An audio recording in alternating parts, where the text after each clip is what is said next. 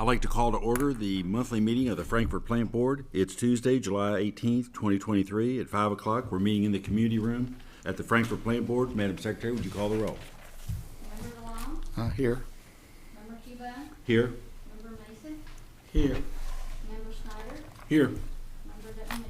Here. We have a quorum. Next item is consider approving the minutes of the June 27, 2023 special board meeting, which was a special meeting that was held in lieu of the regular meeting. Everybody should have the minutes there. Do we have a motion on the minutes or any changes? Do we have a motion? So moved. Do we have a motion? Do we have a second? Second. We have a motion and second. Any further discussion? If not, all those in favor of adopting the minutes say aye. Aye. Those opposed? Minutes are adopted. And just a quick note, I think everybody's aware that the August meeting will be on August 22nd, not the regular meeting date, but on August 22nd. I think we've talked about it, but just to confirm, make sure everybody's got that on the calendar and for the public to know that the meeting will be on the 22nd that month. Next one, Madam Secretary, do we have any public comment? No, sir. Any other matters that came to us, web comments or anything? No, I have not received any. Okay. Next item, Vint. Yes, I don't sir. want to let the cat out of the bag, but this is last chance you're going to be the master of ceremonies on this. This is it. You can still come back as a guest, can't you? DJ or? Come back and create havoc or something? No, no, I'm kidding. All right. Yeah, we'll start with our Public Information Director, Kathy Lindsay, to give you the update on that department. Really quick. Goes a lot faster when you go up bananas. Good evening. Goes a lot I faster when you just go up have a bananas. couple of things to talk about, things that are coming up. We are going to have our ribbon cutting for our community solar facility on Monday, July 24th at 11 a.m. This is a big deal because this is the first public solar facility here in Frankfort and Franklin County. So we're going to have the ribbon cutting up at the panels, and then following that we'll have a reception here in the community room. We have invited our city and county leadership as well as some KMUA, KYMEA. We're going to have a speaker to congratulate us. Secretary Rebecca Goodman from the Energy and Environment Cabinet will be here. I believe the KSU president is going to be here just to take part in the ceremony and congratulate us as well. Again, and the folks from Solar Energy Solutions will be here, and the mayor is on the agenda. So we have some people that will be here to congratulate us and to speak all the good things. So again, that's happening Monday at 11. And the public's invited, right? The public is invited. And we'll send a media advisory to the State Journal and some other media outlets around here. So. And does Catherine and Jason know they might be asked to say something? I have told them both, Good. and I figure when this is over, I'm going to corner everybody and get to the bottom of who's doing what. But they're begging. They want to talk. They do. They Okay. do. Yeah. Okay. I refer to Catherine. You can represent the board. Okay. We're going to hold hot potato back and We'll forth. work it out when this is over. I'm happy to do that. The other thing happening next week is the groundbreaking ceremony for the Ashwood Solar Facility, our large-scale facility that's in Lyon County. That's happening on Wednesday. And I do need to send a list to the folks at KYMEA of those people who are coming from FPB so that they're making name tags from everybody and want to make sure we're going to be required to have hard hats and safety glasses at that. So we just want to make sure that we have enough for everybody and who's going.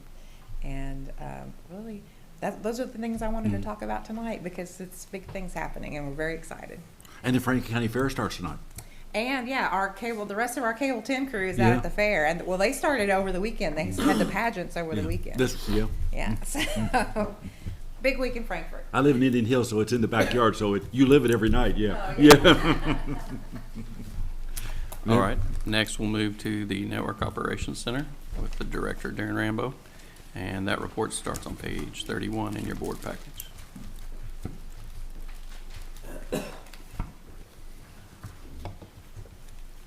Good evening.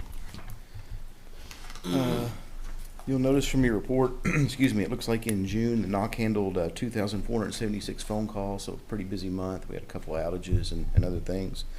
The locate staff did 669 locates, which is down a little bit from May.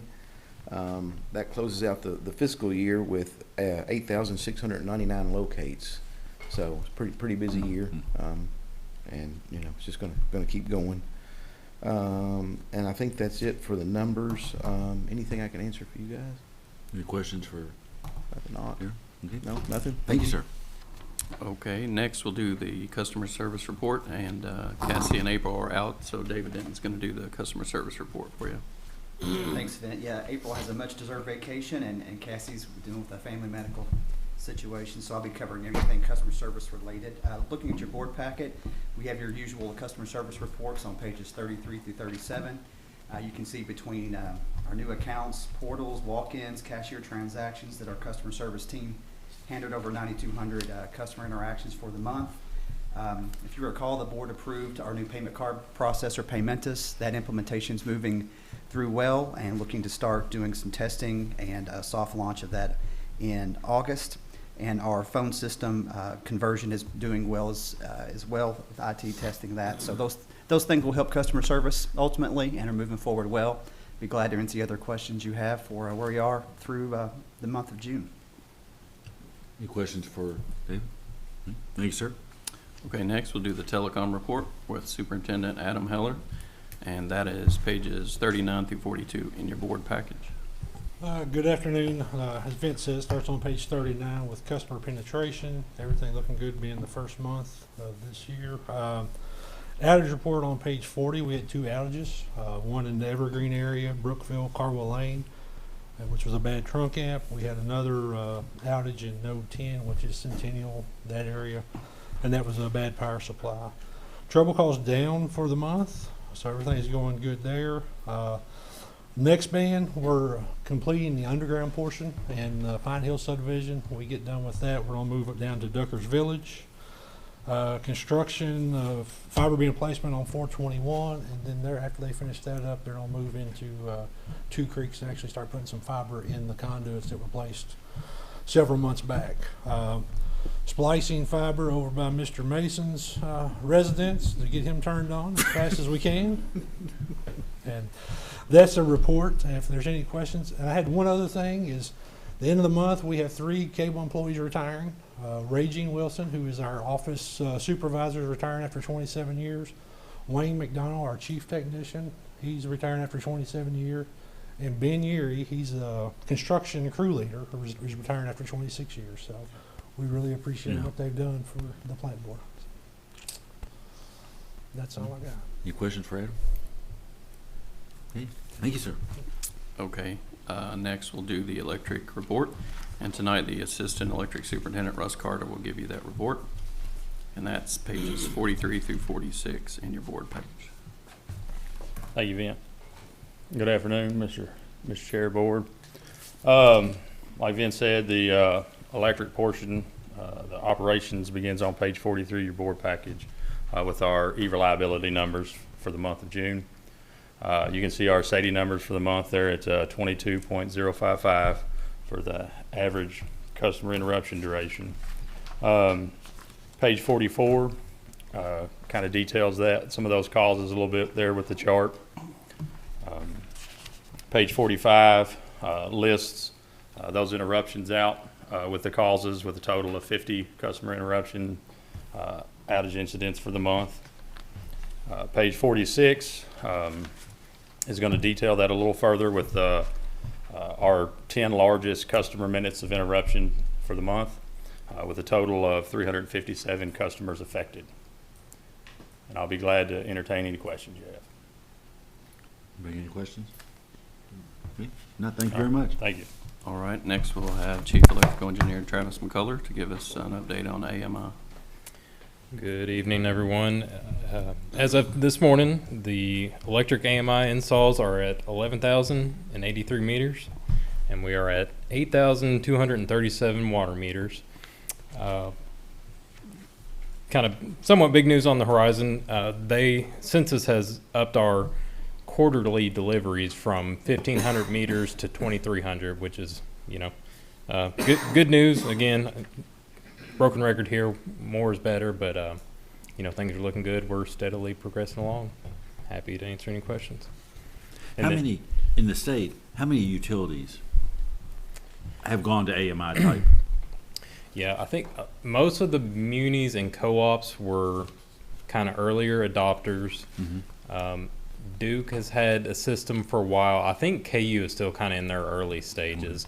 I did hear that they're starting some of their AMI work in Franklin County where they border us in the county. But as far as percentage wise, I don't know Yeah, I the just was exact curious, number, yeah. but I think it's, like I said, I think most of the munis are kind of already there or similar places to us. Most of the co-ops, they started early. There used to be, I think they're probably still around, but they would put in a power line carrier system. So co-ops, you think they're really spread out. The business case was better for them to be early adopters. So a lot of the co-ops have had theirs for a while. Any Yeah, I question think- for John? Oh. Yeah, oh, go ahead. I was just saying, most of the co-ops, I think, are on their second generation. Yeah. Okay. AMI system. Have we had much customer pushback in terms of people refusing the meters? I know we talked about that when we went through this in terms of people not wanting these meters or whatever, and, we put stuff in the tariff to opt out. Right. With the charge and all that. Is that, we found much of that or not? It's a handful of customers. We've had a few opt out that have agreed to pay the fee. Slightly larger number than that. People just calling, asking questions. Say at first we want to opt out, so we call them back and we explain, the technology, how it benefits them, and a lot of people, agree to go ahead and have their meter changed. So it's a very small number. I think it's just a few that have completely opted out. Thank you. Any question? Then on the community solar, I think Kathy shared the big news. We have a little bit of cleanup work, but the transformers cut in. We're tied to the grid.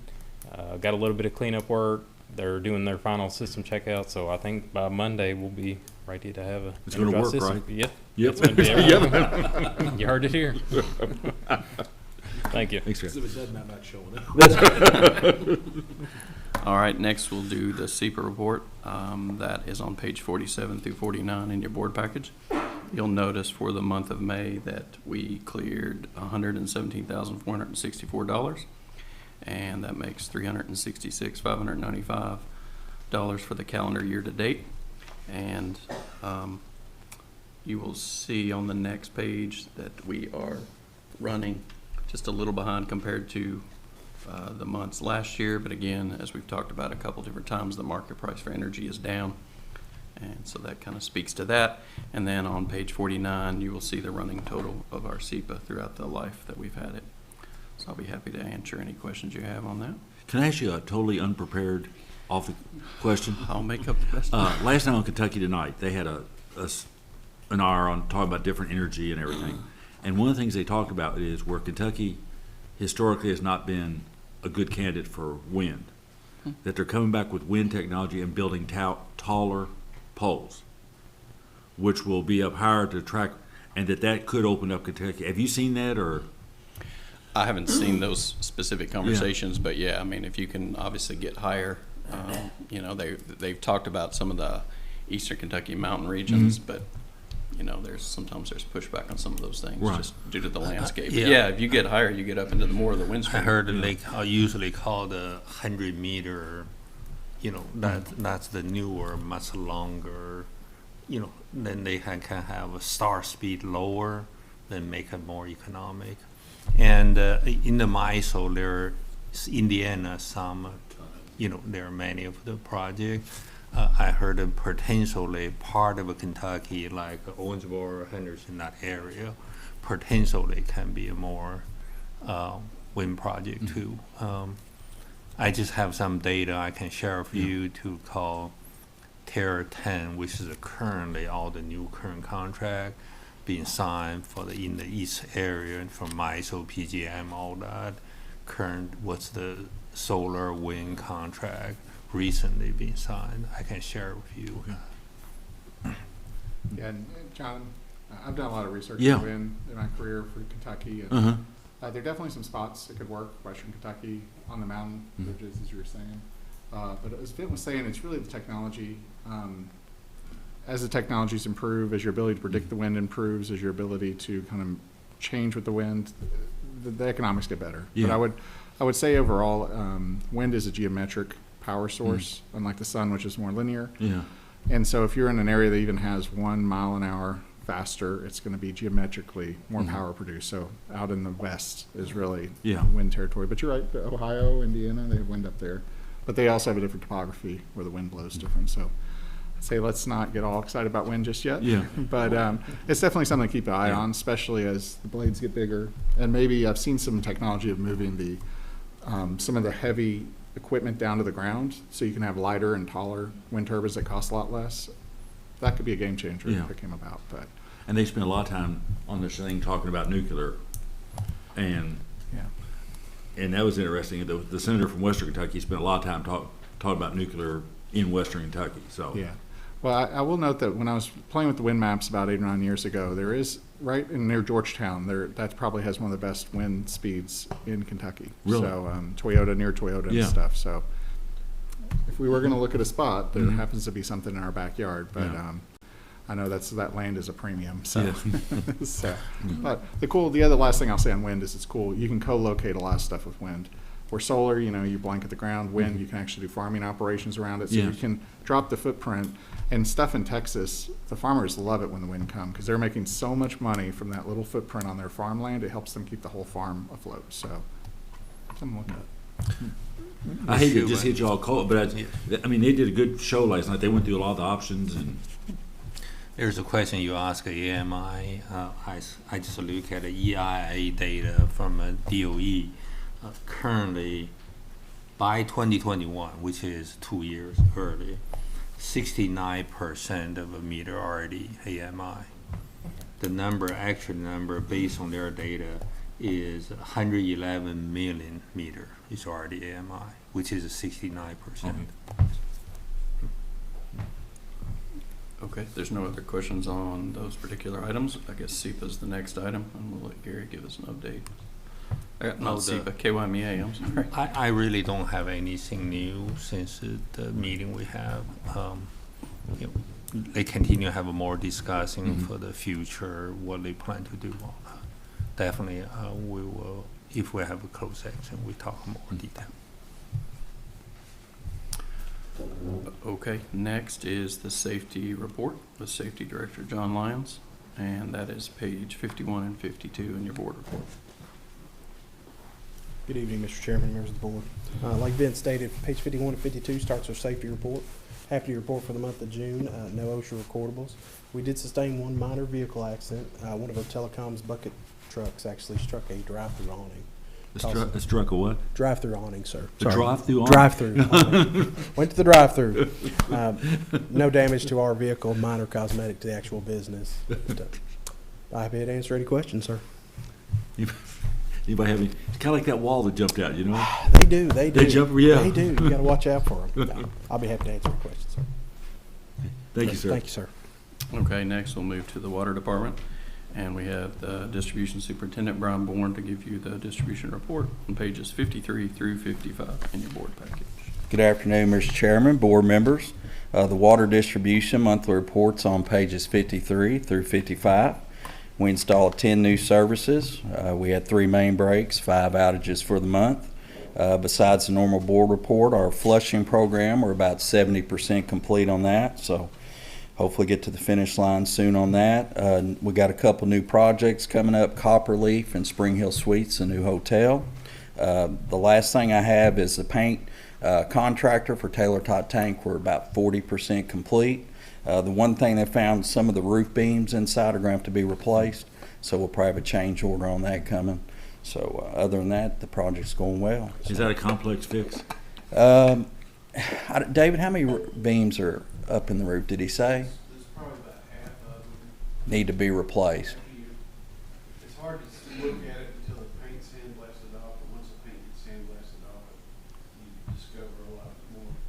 Sometimes, when we took bids on the project, we actually went in at pricing for roof beam replacement, so we're confident we got good pricing for the change orders.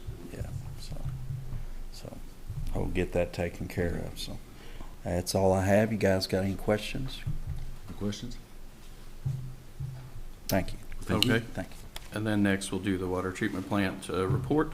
The Superintendent Brandon Powers is off today, so Water Engineer Sherman Stadetta is going to give us that report. Good evening. For the month of June, the water treatment plant treated 255,716,000 gallons of water per day for an for the month, for an average daily production of 8.52 million gallons per day. Lot 4 averaged 1.58 cubic feet per second for an average of 1.02 billion gallons per day, and there was 7.1 inches of rainfall recorded in the watershed. I'd be happy to answer any questions. For that amount of water that we used in June, how's that compare to a normal June? Looking back, if on the department report, we're pretty much like last year was right on target. It was 8.52 this month. Last year it was 8.55. So we're pretty much right on the same. All right. Thank you. Questions? Thank you. All right, Mr. Chairman, that wraps up our departmental reports. Thank you, sir. Yes, sir. Okay, the next one is the Gary's Inc. section of the agenda. If you look in front of you, we've got 4 items. First is review and accept the general manager evaluation for fiscal year ending June 30th, 2023. You should have that in front of you.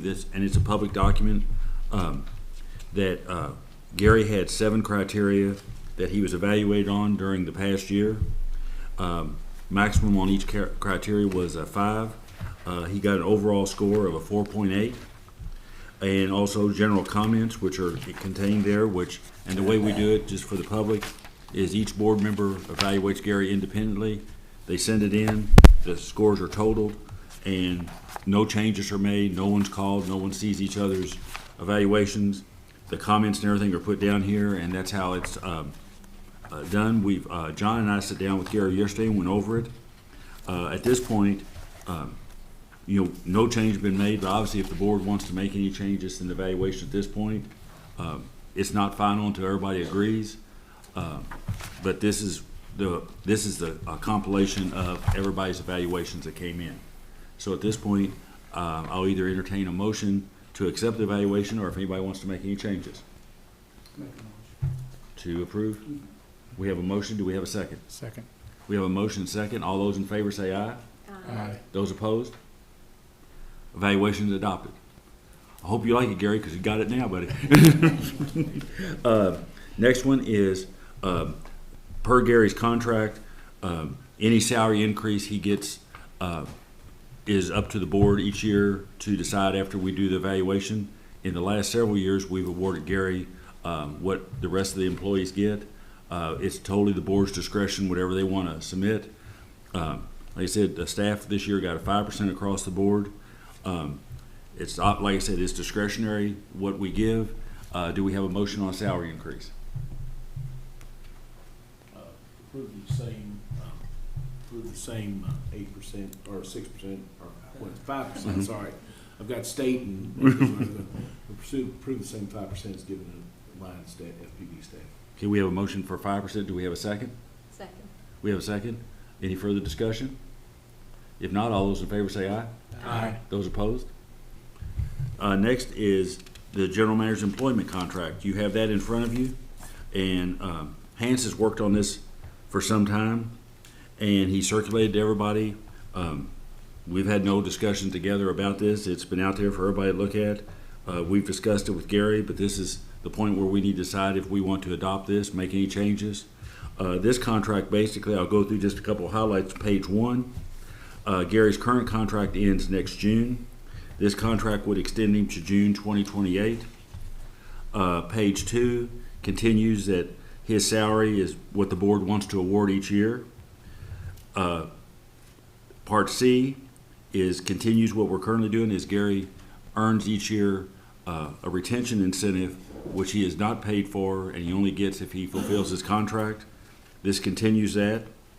At the bottom, number II, what this is divided is into Fund 1 and Fund 2, and what that simply is the money Gary has earned up to this point as retention. If we adopt this change, it's locked in. He's earned that. It's there. He doesn't get it. He only gets it if he stays, but that part's there. Then Fund 2 is what he would earn in retention between July 1st of this year and 2028. So that's the difference in Fund 1 and Fund 2.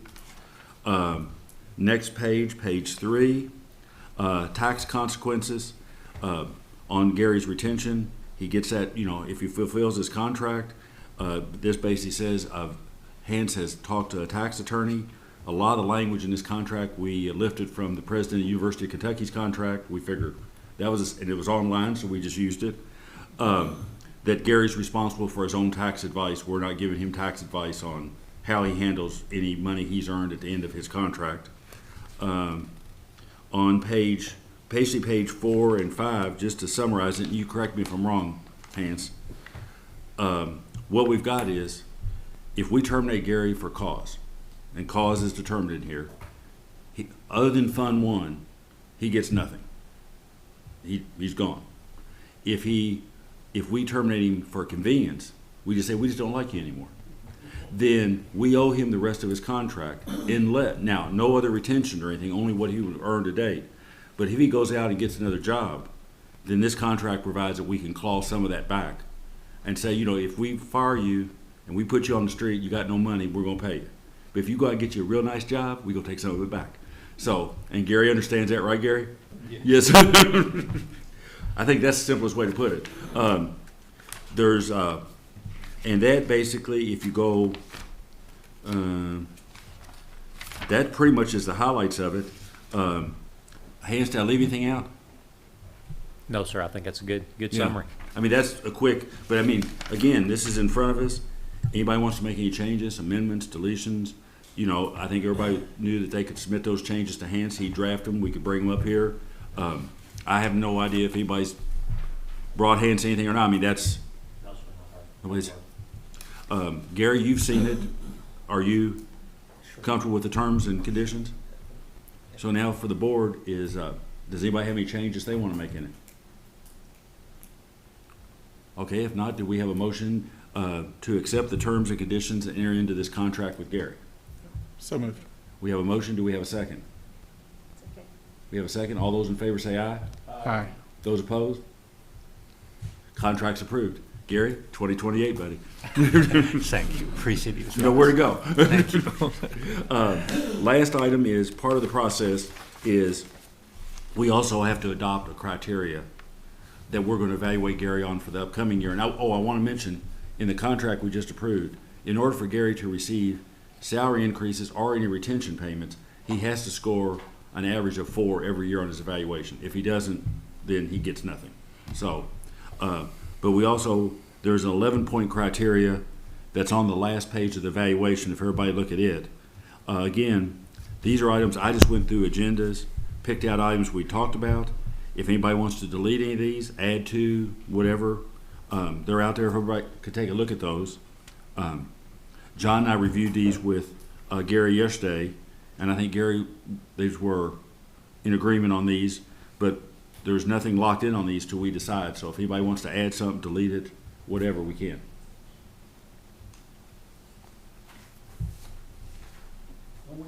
Oh, is everybody okay with these criteria?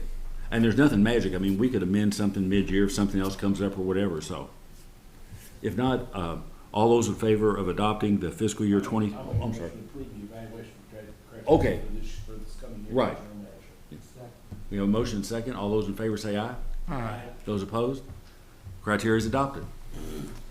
So, that brings us to item 4.5. Consider approving public hearing notice covering establishing rates for a new tier of next band and updating section X of tariff. Harvey.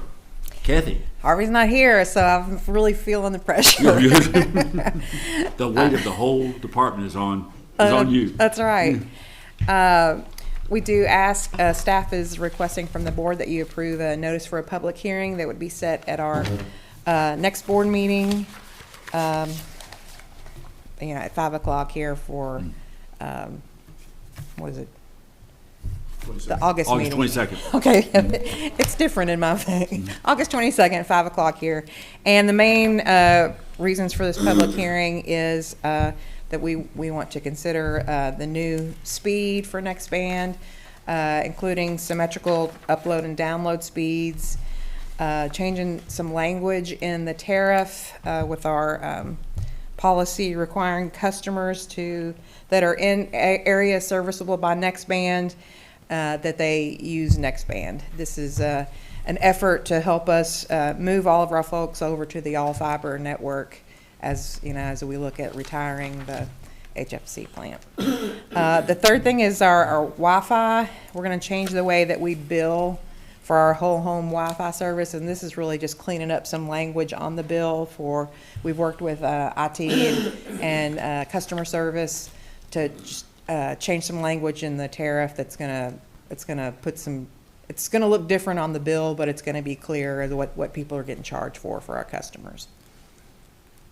And if you have any questions, I think we've sent you all a memo about this. Now, as I understand it, if you're currently not on Nextband, Yeah.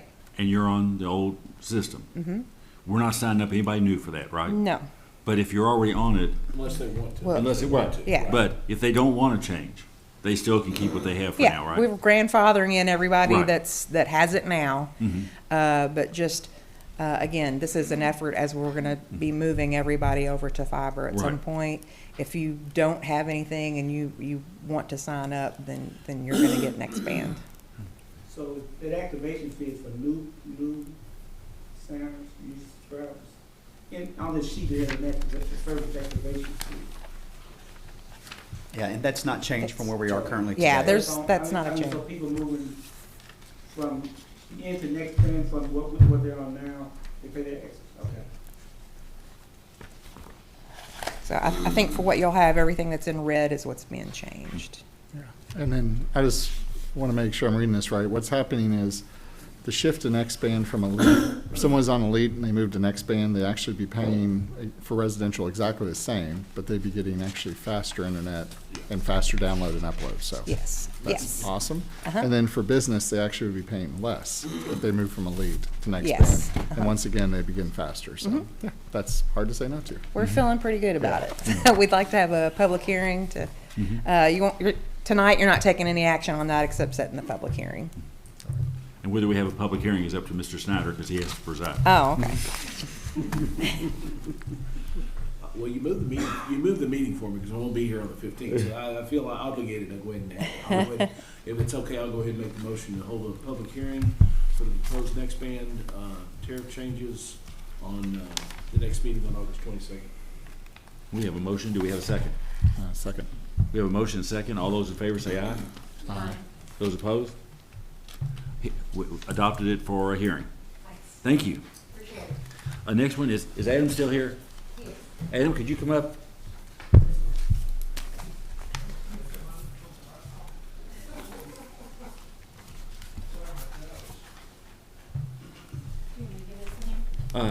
Yeah, give me one for Adam.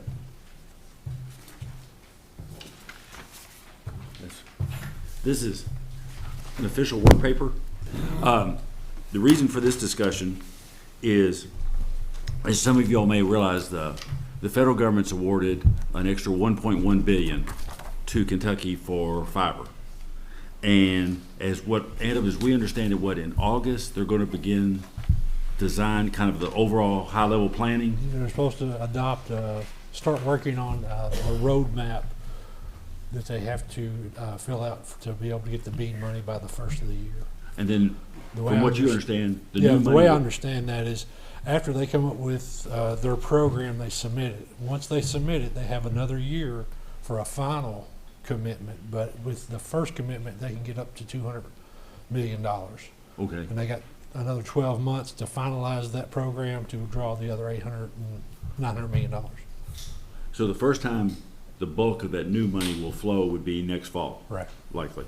Yeah. So what the purpose of this was, and I've talked to Adam Gary just a little bit, was our original grant was $16 million. And two things happened. Once, after we applied, we got hit with basically 40% inflation, which drove our cost up. And the new grants that came out after that first round went from a 50% to a 60% match. This is just something, as you can tell, this is absolutely a work paper since it's written on LegalPad, that I was trying to come up with a way that, do we want to communicate to the State Office of Broadband, State Budget Director, that if possible, if they could do some type of carve out of the new money in their planning, that, I mean, I'd love for us to get 100% of what we think the cost is going to be. I don't know if that's feasible. But it seems like we have a plausible argument that if inflation is 40%, the match rate has changed, that if we took that amount, applied 40% to the original grant, would take us to about 22.4, and at a 60% match, it would give us about an extra 5.4 million that we would ask, that we wouldn't have to put a match up for, because we were we were the test guinea pigs for that first round. Everybody else had the benefit of seeing the inflation, the higher rates. And we're being punished for it. Right. And I last night, very appropriately, at late in the evening, I texted Adam and said, "What's 5.4 million get you?" So Adam said, "Well, roughly, maybe this number."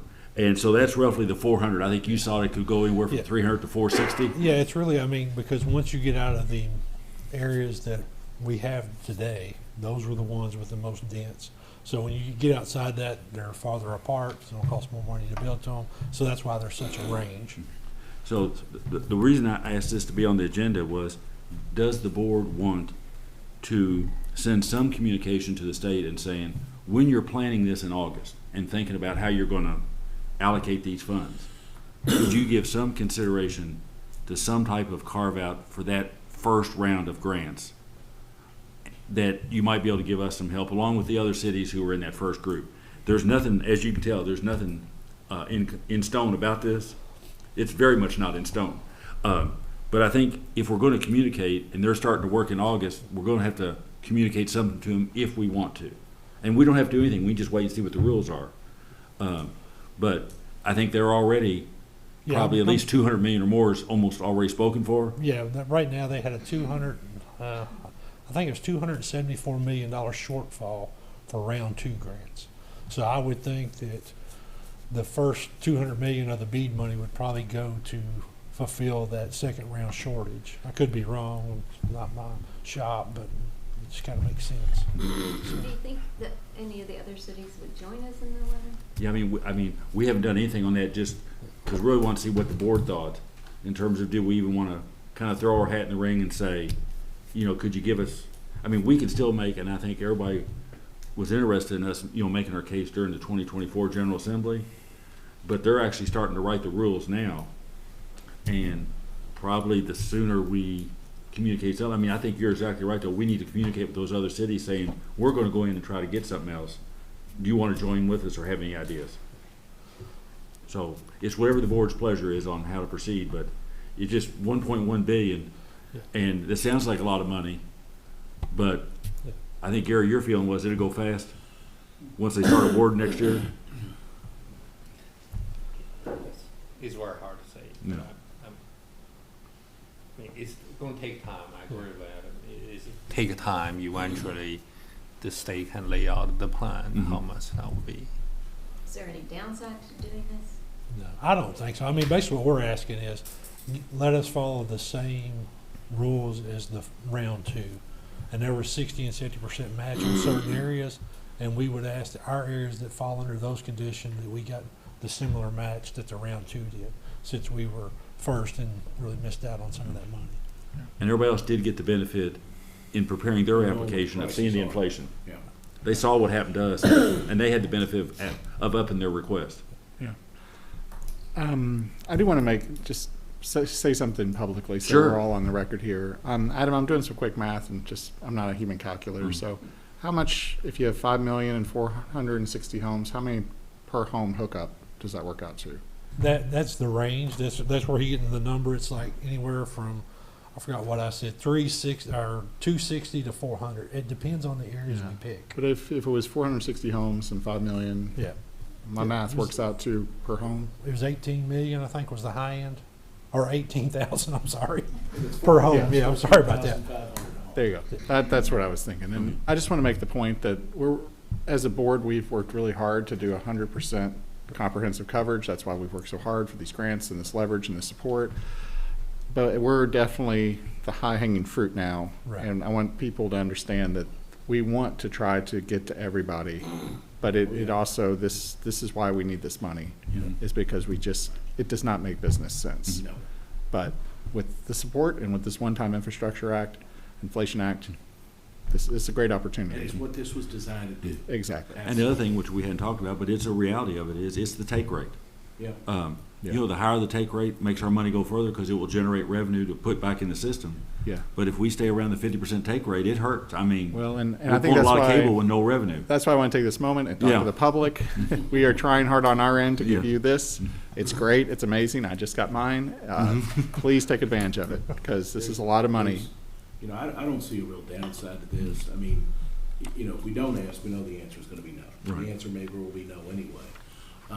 I do think, you know, it was a really good idea to talk to especially to some of the other municipals and some of the other municipal providers that, and if we can band together and, you know, when that pressure comes, you know, if you have not just us, but, you know, I don't know, I'm just throwing names out, Bowling Green or whoever else took advantage of this first round, it puts us in a position to where that ask gets strengthened. So, you know, so.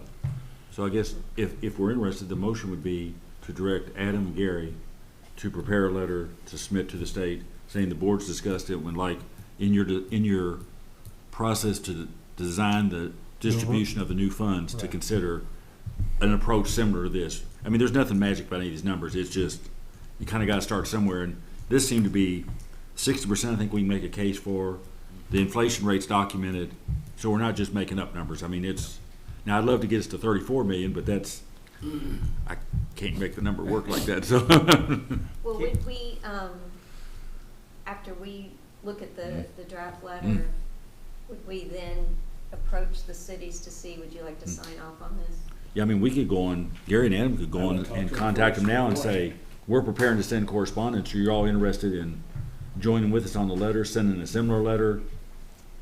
Can we put in a motion that we can communicate to the other cities? Sure. What we're doing? Sure. So do we have a motion? So move. What? Did we have a motion? I think I just threw out the idea. So the motion is to communicate with the state about the new money and to also communicate with the other Similarly municipals. situated cities. That are in this, that what our action is gonna be, if they want to join. And directing staff, Directing staff to do it, draft a letter. or directing staff to draft it down. We have a motion? Do we have a second? Second. We have a motion second. All those in favor say aye. Aye. Those opposed? Okay. Adam, All right, thanks. thank you. And thanks for answering my email last night. Item 4.7, consider approving budget amendment 2024-01 to add $21,000 for lawn and landscaping maintenance for the admin building. As I understand, this item was in the budget and then it accidentally got deleted. So this was an item this isn't a new item, It's not a new item. Right. Last year, it had appeared in the budget twice. So I requested for one of the line items to be removed, and they both got removed. okay. So, Official work by the budget state. So, any questions with Leanne about this? Okay, do we have a motion? So moved. We have a motion, do we have a second? Second. We have a motion and second, all those in favor say aye. Aye. Those opposed? Thank Motion you. approved, thank you. Next item is, you remember last meeting on the budget, Steve talked about the possibility of, after the year end, of any money that was left over in the Bluegrass Community Actions weatherization, rather than lapsing it, that it would be, in essence, carried forward and added to the new appropriation we had this year, which was $40,000.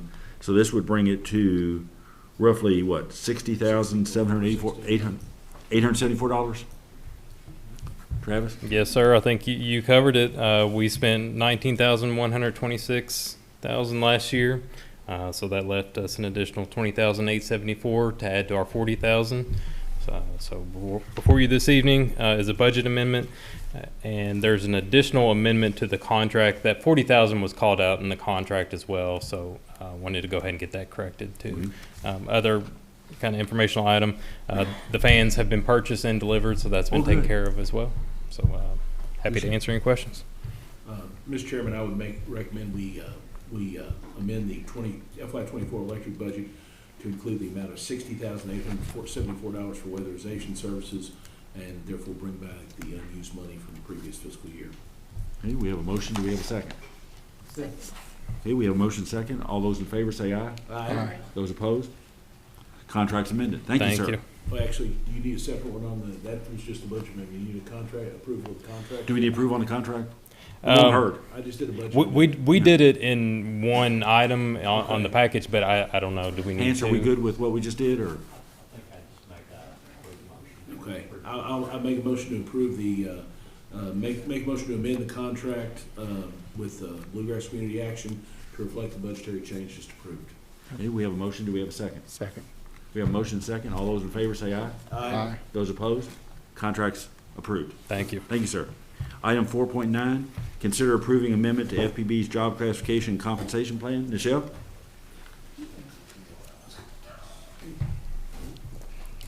Good evening, Board Chair and members of the Board.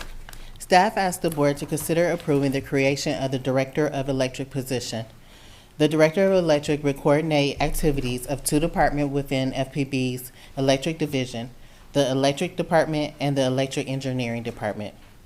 The Director of Electric will coordinate activities, based on the evaluation of the job. The classification of the Director of Electric is a grade 122, with a starting salary of $108,000, $430.40, and will report to the Chief Operating Officer.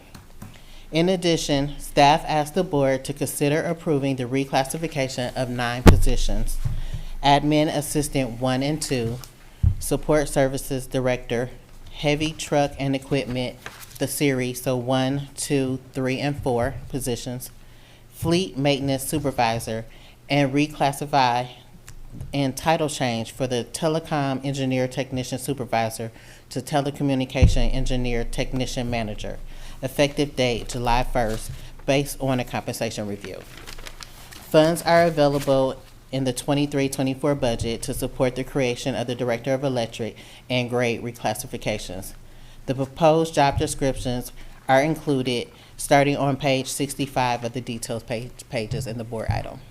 Does the board have any questions? Any questions, Chef Steve? The Director of Electric, Yes. Yes. education, high school only, wouldn't it be a college or engineering degree? We reviewed, and just based on what staff wanted, that's what we came up with. Well, for me, that is not the education requirement, in my opinion, for the Director of Electric or utility firm company. Would you like for us? You know, Mr. Chairman, if I Sure, might, yes. I tend to agree. I think, I don't know if they need to be an engineer, a licensed engineer or not. Whether that's the case or not, I don't know. But I think that this is too much of a management position and I realize there may be somebody who's got a lot of experience, but I just don't think you're ever gonna end up hiring anybody for that job that doesn't have a college degree. I have a hard time seeing it happen, so, I tend to agree with Steve on this one. So you would like to see it with an actual degree instead of substitute years of experience? I would, yeah. At a minimum, a college degree. Okay. It doesn't even, well, the way it's written now, it's not written as a substitute. Yeah. So I guess that, well, Yeah. you answer the question. Even if we put in the correct language to reflect substitute, you all are saying you think. I'm just thinking of the things that we've talked about over the last year that I totally didn't understand, engineering, energy-wise, and that person, while may not be the policy person per se, is gonna be part of the implementation of whatever that happens with electric, as it relates to us purchasing, banning, whatever, all those, they're in on those decisions. Right, And correct. Okay. To me, as a minimum, Do you think it ought to be a requirement of a college degree or a degree in engineering? I'll leave it up to you. I'd say at least a college degree. I would prefer an engineer. Yeah, I would too. I would too, quite honestly. Okay. I don't know. I have a different take on it. Okay. I think that if you can also have a vocational approach with this, you have people who go and come up through a vocational route. I also just I think on-the-job training, I mean, if you had someone come out of high school, they start with the plant board, they put in 10 years, they were smart, they were savvy, they were bouncing all over the place, they were learning everything they could, I easily think they could get a lot more from that than they're ever going to get from an engineering degree, a general engineering degree that may only have a small focus on what they just learned for 10 years. So I think an equivalent would be good. But also I trust our staff. If they're hiring the person, interviewing the people, as long as they're not only have one candidate and they go, well, we've only got this one option, we just got to go with it. I think there could be a lot of different routes to this position. I do think that a college education can teach some analytical and it can open you up to other concepts of finance and money, but that doesn't mean a college student will pursue those electives and stuff like that. So I think it's a lot more about the individual and how they decide to self-educate themselves for a position. So I'd look to our staff to be able to interview that person and be able to evaluate, do they have the necessary qualifications and skills experience for the job. So I'd hate to put in a minimum that cancels out a totally qualified candidate. I just say, if you look at any other organization, I mean, that's the cold hard fact. And when people are promoted, when people are hired in positions, it may not be right, you're right, there are gonna be exceptions to do that. Yeah. But you're talking about, in today's world, that someone starts 10, 15 years in the organization, works himself up, never sees the outside world to know what's out there. Yeah. So, college degree person should have access to some of that and brings it in, so. Go ahead. Catherine. Maybe you can expound a little bit on, if we, added in vocational, like, what would the correct terminology be if that's the route they came up? Because I like that idea. Well, and I'm not an expert on the vocational side. I've been in and around it. I guess one more time I'll just make a context for what I'm saying, and then we can lean into what you're saying. Is as an energy consultant, it is a wacky world. You meet someone and you start talking about their background, and they can have a liberal arts background, they can have economics background, they can have philosophy, they can have a social science.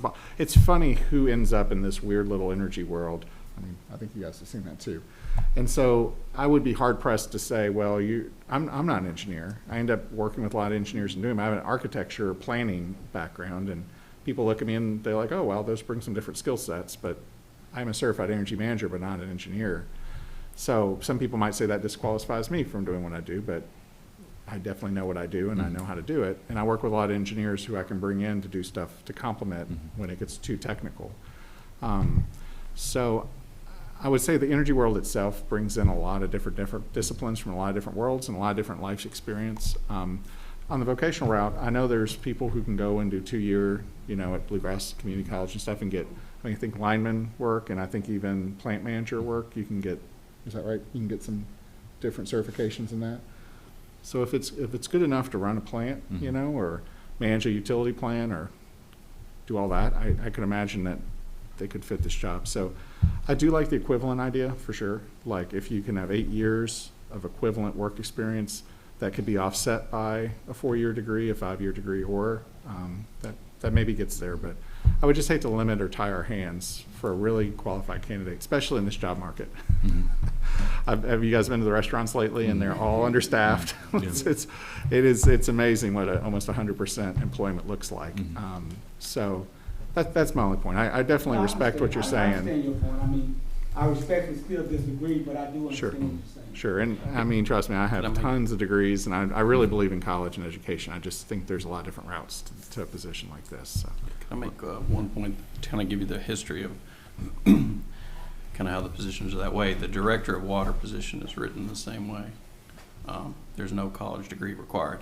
The only thing I would remind the board on is if you make an engineering or college degree type requirement, the only person in the company that's going to be qualified for these 2 jobs will be your chief electric engineer for this one and your chief water engineer for that one. So your electric and water superintendents, no matter how much experience they have, if you change that, for the water, your water treatment plant superintendent, none of those folks would have the opportunity to apply. So it would always be your engineer or somebody outside. So that was the mindset behind why the water director was written that way.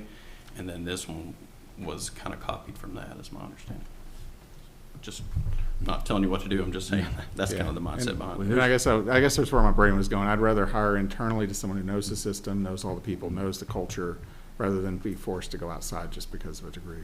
What's the difference in duties between the chief electric engineer and the director of electric? How do they interact? Who's over who? The director of electrical or director of water is overall the section in the electrical or water. So like water have a 3 section, they report to the director. But currently director actually is not a standalone job. Currently David Billing is the chief water engineer, same time is the director of water. Let me just ask this, and maybe a question of you, Hans. Like in law, a non-attorney cannot supervise an attorney, correct? That's correct. Can a non-engineer supervise an engineer? That's a question I'm not. I mean, just from a legal liability organization, I don't know the answer. I mean, can they? I know in law it can't. I'd have to look at it, but like I say, it makes sense that you're just, until, a lawyer, you would, it'd be hard to, if you're, you got, your upper level folks are usually attorneys in a law firm. Now, in engineering firms, I'm not sure what the ethical, that real comes from the ethics requirements in, in the legal business.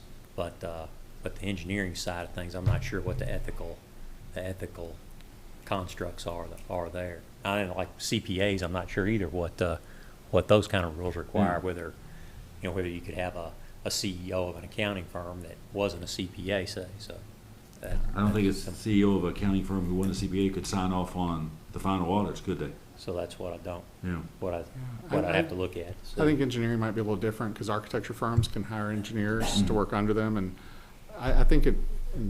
I mean, Ben might correct me on this. I think it has to do with the PE stamp and who's actually taking liability. So whoever stamps something, ultimately they take liability for that. So even if you have someone hiring the firm, that PE would be the one ultimately liable. The firm might still have liability, but I think that's the way. Ben, is that your understanding? I mean, we've got 12 actions here altogether. Yeah. We can either go through and deal with them one by one, vote them as a block, or vote a block with recommended changes if there are any changes. So the first question is, how's the board want to proceed? Because we got 11 more to talk about. Do we want to act each individually or take it at the end? A general statement. I thought we did a 5% last time, and we were going to consider class changes, grade changes at a later date. I'm still of that mindset.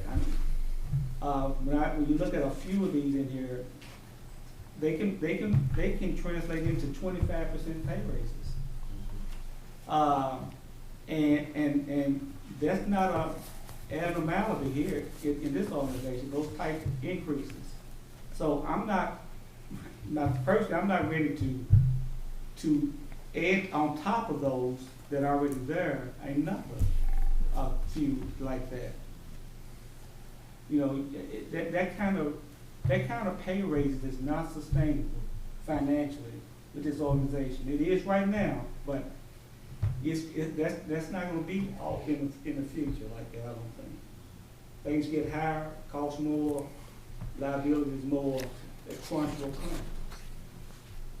So I really don't want to consider any of the grade changes because we said that at the last meeting that we would consider grade changes at another date.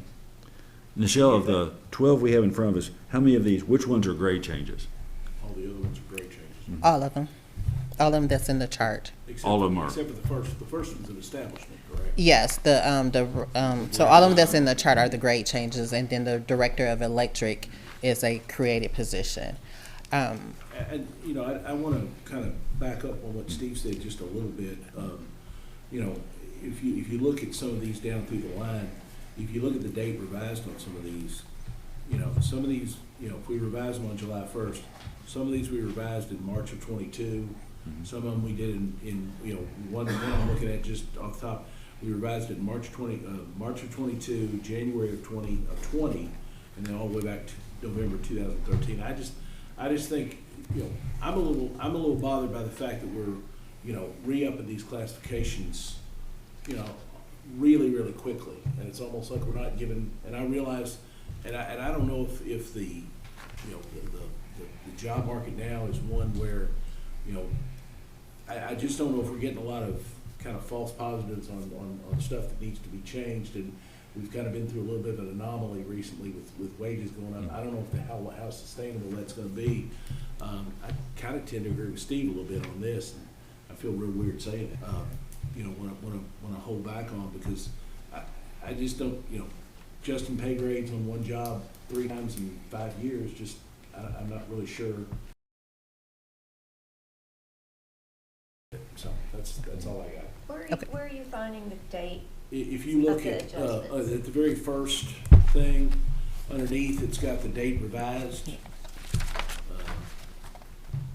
If you look back on some of these heavy equipment stuff toward the end,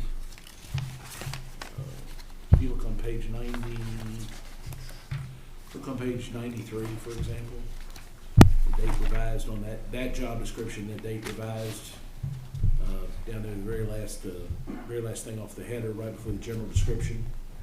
And then if I can say for the heavy truck, some of the revisions were the certifications, either when they were trying to recruit, the certifications may have been too hard. So and to help with the recruitment, he may have removed them. So it didn't always result in a right, correct. Okay. Do we And know, I would have we to delineate that, so Yeah. we would know that?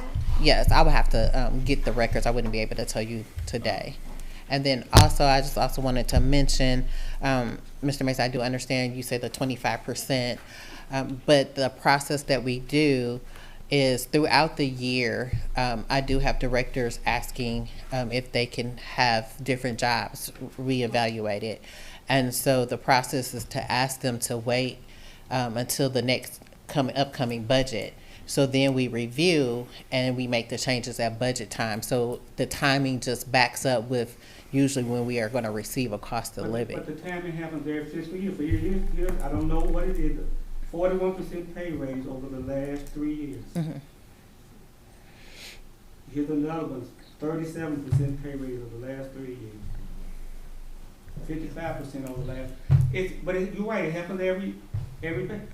I don't know how you sustain that rate of pay increase. I'm just. You know, it just seems. But as the market, or like I said, we evaluate based on difficulties of either. Go ahead. I'm sorry. No, go on. I'll say it. Okay, I was just gonna say, like the heavy truck. Right now, we do have a position open, and let me look at my notes. We had 5 applicants. Well, we had a total of 17 applicants. 12 weren't considered. We had 5 I think 3 that we interviewed, and we had 1 to decline, 1 no-show.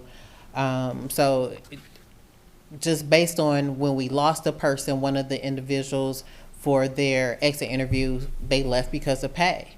We had an individual that we had hired, he left because of pay, he came back and then left again because of pay.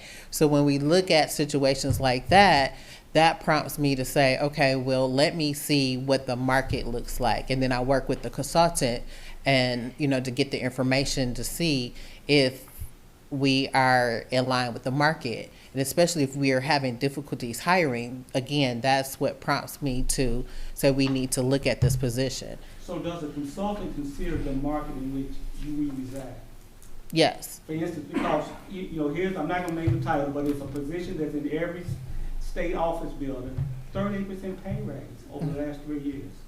So are we going out and trying to recruit the people from the markets? Because there's a lot of qualified, educated people working for state government, city government, county government, university. There's a market of people, and I'm sure they're willing to move if the pay is right.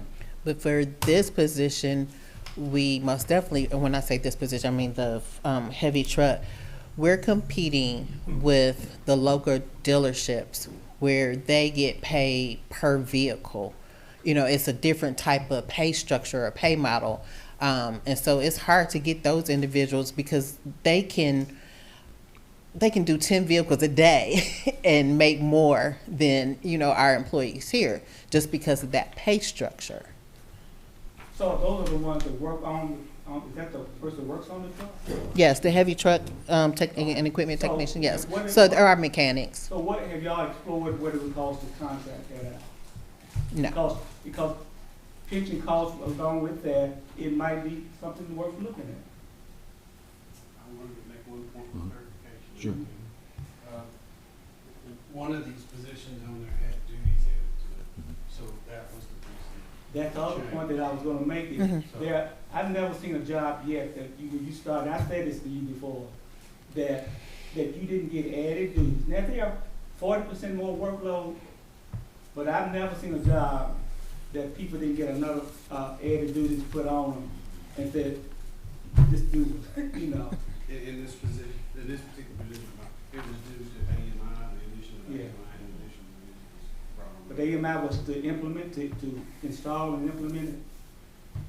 So that was a temporary recurrence. No. So with the, They'll be doing the reports there. It's an additional job. But so with the elimination of the meter reading area, the water and the electric absorb some of the duties from the meter reading But you area. get the reports from generated from the system. Yes. But So they that's- also, That's the extra duties though. Well, they have to go and look at all, they have to go and look at all those reports, and then they've got to initiate service orders and make sure we got rereads or they go out. It's put quite a bit more on those two places. Well, again, I'm not tying it to one job. I'm just saying, in general, I've never seen a job given to anybody, certainly not to myself, that somewhere down the road, other duties were added to it and said, that's your job. so based on me reaching out to the department head, they stated that daily reports for all of the routes read the previous day. So that's one of their duties. Typically, there are 6 or more routes per day that they have to do reports for, and the average time is around 4 hours a day. So they have to do high and low readings, trouble codes, inactive use, rereads. So that has increased their job duties in addition to what they were regularly doing. Is this actually adding hours to their day? Or job duties deleted. You said, are they having job, I will have to, Russ, are you able to assist me with that as far as? Yes, I guess, what was the question, I'm sorry? Were any job duties, we added duties, but were any duties taken away? No, sir. No, all, they're, the two employees in question on as far as the AMI reports are continuing to do their current job plus the added duties. And is this causing longer work hours? Yes, it has caused them to work through some breaks and stuff, but, they're shuffling their schedule around to where that they're getting all the workload done. It just has put a lot more, probably, I would say, stress on them to stay really productive, to make sure that they're getting everything accomplished. And all of this stuff is currently done by the meter reading department. We transferred this responsibility over early in the process so we could get used to it. They've been doing the job now for a year or so anyway, with no extra compensation. But this is, in my opinion, I think this is something that's desperately needed for these two positions.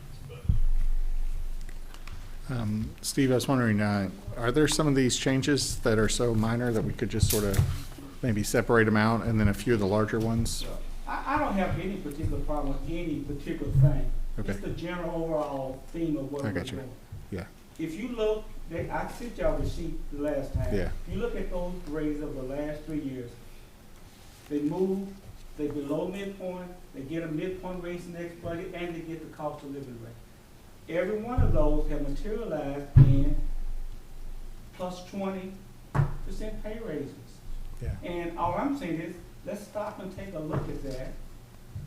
It may come back after we look at it. But just to get it today and do this without Do you want to do a special meeting where we just take an hour and just talk about this one? I'd be up for that. Well, we've got money in the budget, we had asked, to take a look at not redoing the system, but looking at our compensation classification system, and do we need to make changes? Roughly, Michelle, how many classifications do we have total? You mean overall in our, Different job duties. Different job descriptions, yeah. maybe like 80, 75, 80 maybe. So we got 200 employees and we got 80 different job descriptions.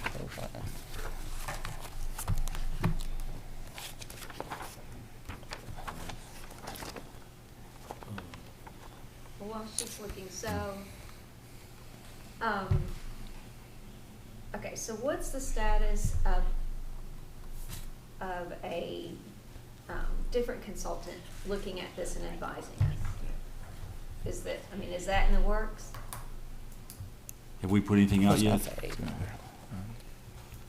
I'm sorry, I didn't hear you. To get a consultant to give us like a high-level overview and recommend if we need to make any changes, keep our current system, go to a new system, whatever. And we put the money in the budget to do it. Have we gone out and started the process to pick somebody? No. So do you just want a new study, or do you want someone to review the study that we have? I mean, what I've always had in mind, going back to last year, was somebody come in and say, here's the way your current system's designed. Now, for a company that's running water, electric, cable, administrative functions, all the various things we do, is that the best system to be competitive in the market, or do we need to have a new system? I think, to go the next step, this is just me, to go the next step and start evaluating everybody and putting them in slots is premature, because they may come back and say, yeah, your current system's not perfect, but it's basically what people are using, and it's the one that makes sense for you. Or they could say, if you want to do it different, here's the changes, here's how you might tweak it. Then the board can decide, okay, now we need to go through the process of looking at everybody and deciding what kind of classification. Maybe we got 210 employees. Maybe we need 150 classifications. Maybe we need 50. I don't know. I don't have a feel for that. I know, much like state government, our system, like Steve said, goes horizontal and vertical. As your duties, responsibilities, whatever increases, you go down vertically, and as your tenure changes, you go out horizontally. And, state government has the same system, like administrative specialist 1, 2, 3, 4, chief, or principal, which are all kind of, usually the consultants come in and say those are career paths to allow people to take on some additional duty or some additional experience to move down vertically, but not necessarily horizontally. So, we're in a unique situation. We've got some jobs, like Steve said, look exactly like state government, county government, whatever. Lexington, Fayette government, City of Louisville government, whatever. We have other jobs which are unique to us, that we are competing for people from the private sector and competing with non-government entities to hire people. And that's a tough market. So we're trying to do both. And that's what I was hoping some type of review would give us is the current system we have the type of system we need? Okay. Not going in and looking at everybody's thing and saying, okay, you need to be a grade 15, this is where we're going to put you. I don't think we're ready to make that kind of detail the thing. And if they come back and say, your system is as good as it's good, this is what you ought to be doing, the way you're operating, then so be it. I don't know. That turn it over to you all. I kind of like it, I kind of like it a little bit almost to when David Denton comes and talks to us about audit firms, about, we like to try to get a new audit firm every 5 years. So, do we want to deal with someone to help us with this? Do we want to have a fresh set of eyes look at this? In my view, I don't think that's necessarily a bad thing. I think we need to, but I think we do need to hone in on the fact that we do, we do compete with folks in Lexington and Louisville and other, state government, those sorts of things. I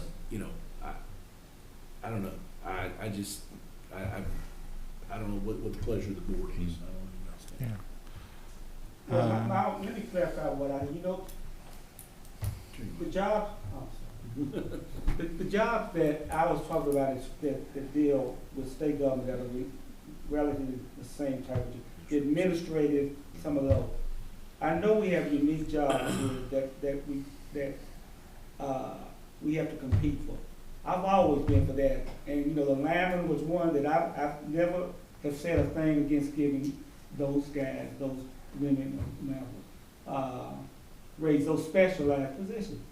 But there's some here, when you look at the way our pay has gone, you couldn't look at that 3-year sheet I gave you and tell who was a lineman, who was a job in demand, who a job that wasn't in demand, because the rates are all the same. The increases are all the same. And that's what I'm talking about, that everybody is it's almost like when a creek rises, everybody rises. And I'm not sure if that's realistic and financially sustainable. Jason? I think we're circling around. I mean, I don't think reinventing the wheel, you know, just like throw up, start over. I don't think that makes sense. I don't think a second pair of eyes hurts at all, especially from a different perspective. I like your kind of relationship to the audit, just someone coming in with a different perspective who might be seeing the market different. Maybe a high-level review of how we're doing stuff and a quick report, you know, a couple-week turnaround that we could sit down and have a special meeting. They could present to us. We could talk it out. I don't think it's a bad thing at all. Obviously, Steve, I think what you're saying is you just keep seeing the water rising and you're not sure when it's going to stop. Well, it will stop because, you know, depends on if the money stops first. Yeah, but I think this might be partly just for our education and our understanding, but also just for a chance to take a step back and take a breath and just relook at everything, but at a high level in a review, not a rebuilding of anything. And unless they come in and they're like, hey, look, we did this for 10 other munis recently. This is absolute the cutting edge way to do it. You guys should, and then you're like, wow, yeah, this is amazing. We should look at that. So we definitely look at staff to see how they responded to feedback, and if it made sense, maybe we go forward with changing some stuff. But I think Steve's just asking us, let's take a little sanity break. Let's take a step back. Let's take a breath. Get a second opinion. And once again, I know almost nothing about this. I'm learning here, and that might be the problem. This is really complex stuff, and I'm trying to get my head wrapped around it. So, having even just a special meeting where we just talk about this stuff would be good. Do we have a motion? Oh, Catherine. Catherine, you got it. And maybe this is also what you're saying, but, and I think the more information we have, the specific ones that were brought before us, you know, if the revised date isn't really telling us, you know, about pay change. Okay. And or if it's a, you know, a position where, you know, part of the emphasis is because it's not equivalent grade level to someone else with the same similar title within. Okay. More information about that. Okay. Is there a reason? You can have the same title, but not have the same, you know, level of duties, you know, and just so we can see better justification, just to make it a little more obvious to us, because we don't really have that much insight. Okay. And one other thing, I'm just throwing this out there, but I think we've run into this before. So if you have a job opening and you have, for instance, 17 applicants, and we throw out 12 of them, you know, it would be, I don't know if we need to look at, you know, is it because they literally didn't meet the minimum qualifications, or I think we keep running into this, that we get so narrowed down we only have a few to even consider at that point. So it could, you raise a good point. The next thing we're going to talk about, similar in that customer service rep. You know, we started out, we used to have, correct me if I'm wrong, we used to advertise it and have a pool like of 200 to pick from. The last time we put out, we had a pool, what, David, of 70? Yes, sir. And only 10 made the cut to even be looked at. That was before the background check, drug, I mean, that was just the cut on qualifications. Only 10 made it. And we talked about it, and it doesn't look like it's the qualification that's killing us. I mean, it doesn't look like that. Did you think, David? I mean, I don't think that's that stringent. That for only eight or 10 to even get to that point, we're looking for people that had some customer service experience, and primarily what we were getting was people that didn't even have that. Is that correct? That's my understanding. I think HR works it down to those Yeah. those that are required, that meet the job requirements, and then goes from there. So, I mean, is it our job requirements are hurting us? Is it just the market, just the workforce pool is, causing it? And does wages impact that, or is it just, that's just the market and people aren't, I don't know. I don't have the answer to that. I mean, like Jason said, you go around and you see everybody advertising for positions and employment, and I don't know. It's a strange workforce market right now. When you say customer service, I know one of the things that we do try to review or give preference to is front-facing applicants. Unfortunately, just because you have customer service experience, our customer service deals, with our customer front-facing. So we do look for that. We give preferred preference to individuals for that. It could also, when you said how do we narrow down the pot, if you don't complete your application, I mean, we clearly state, please, don't fill out the application, don't just add a resume. So we have a lot of people that don't complete their application. And honestly, I don't know what the numbers are and who did what for this position. I can most definitely find that out. But it could be several different things. Well, and did you also say of the 3 that you finally looked at, 1 or 2 didn't even show up? Like it was the finalists basically? Yes, and that was again for the heavy truck. Yeah, it was 1 no-show, and then we offered to 1 individual and they declined. And with that situation, his employer increased his pay to stay. So those are the type of things that we do run into. And I think I asked you, and I was kind of surprised, how many over the last year people that you had to appoint in range? Meaning they wouldn't come for the entry salary, and you had to ask Gary to appoint him in range, up to the midpoint, and it wasn't that large of a number, was it?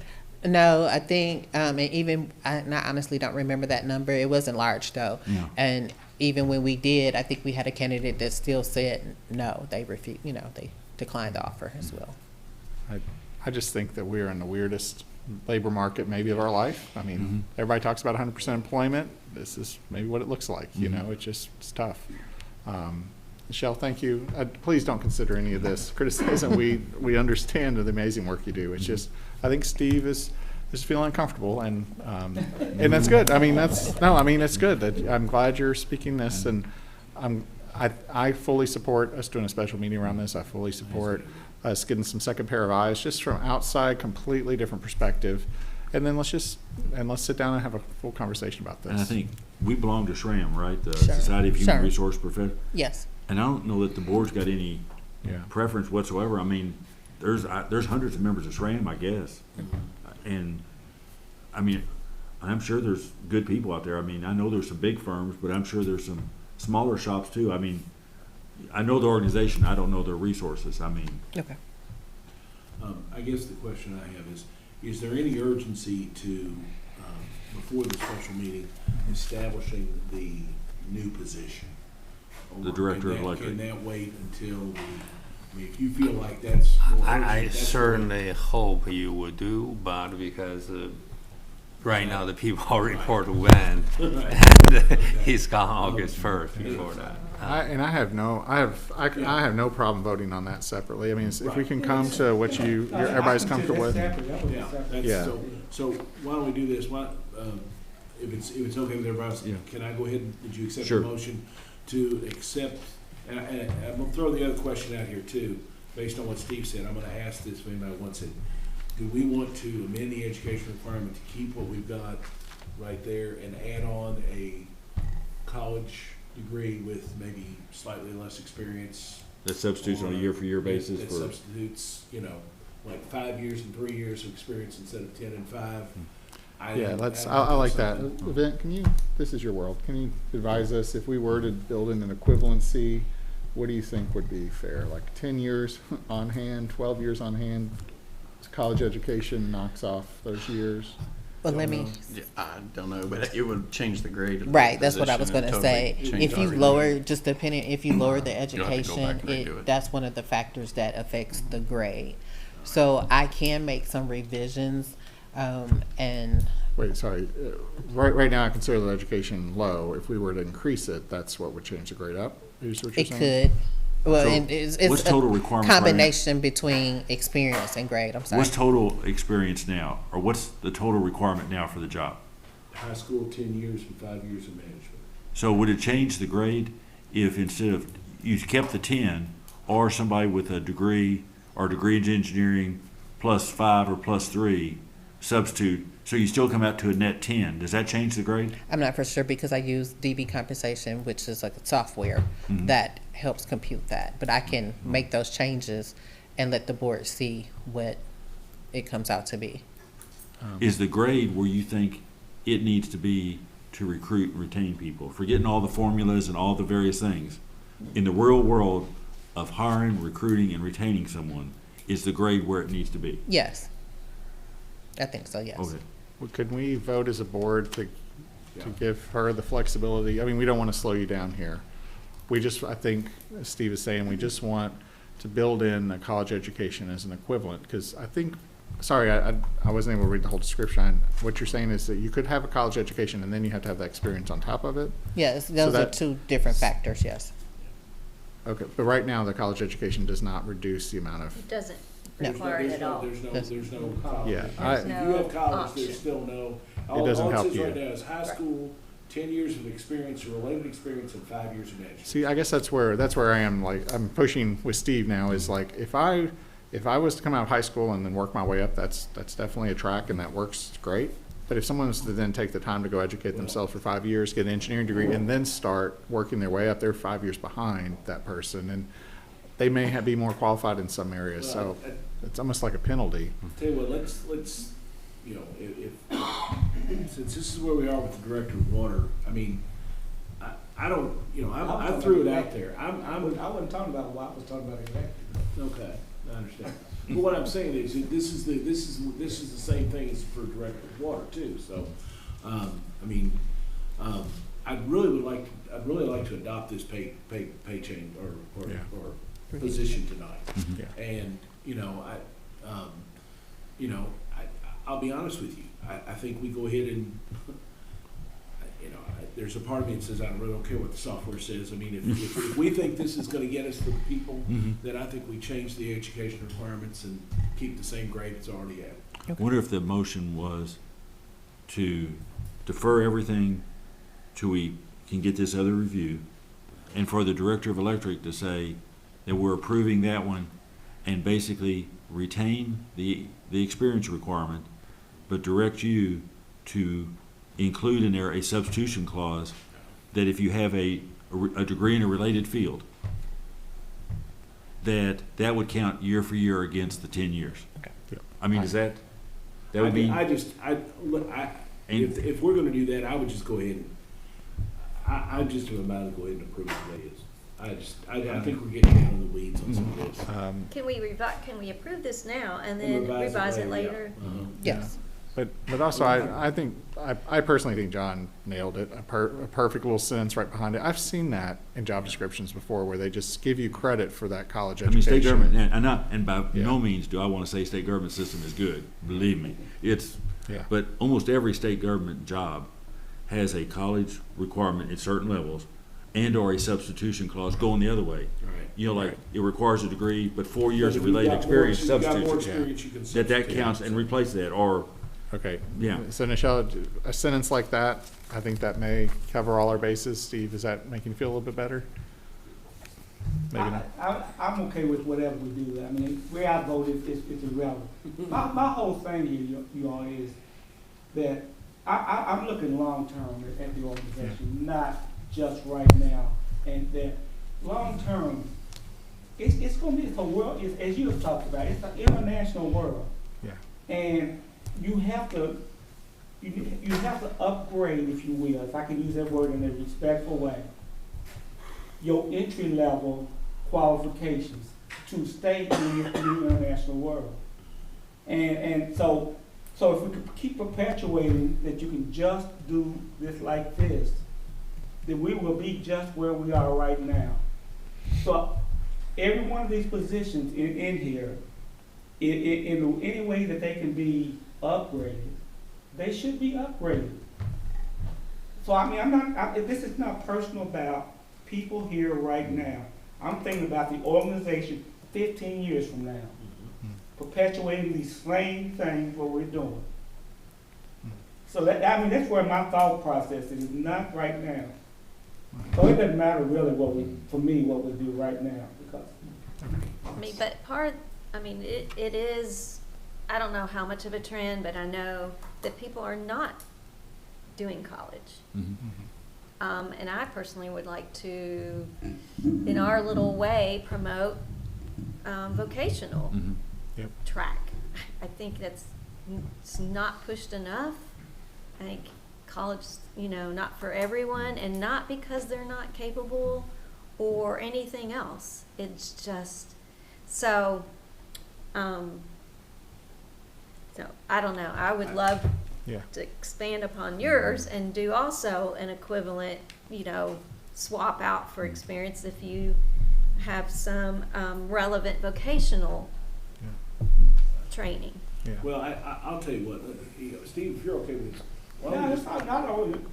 I'm one vote here. I'm okay with whatever. I know, you're making good points, Steve. You're making great points. But my points are again. It's not. I'm probably not going to change my points. So I'm okay with what the vote's going to be. My point is again, how you go forward with this organization. I mean, going from KU to KYMEA. I mean, the expertise and the knowledge, the talents that it takes to go from KU to KYMEA is a leap. And so what happens on the other if we have those types of leaps going forward, using the same practices that we do right now? I mean, I have no problem with people moving up the ladder inside the organization.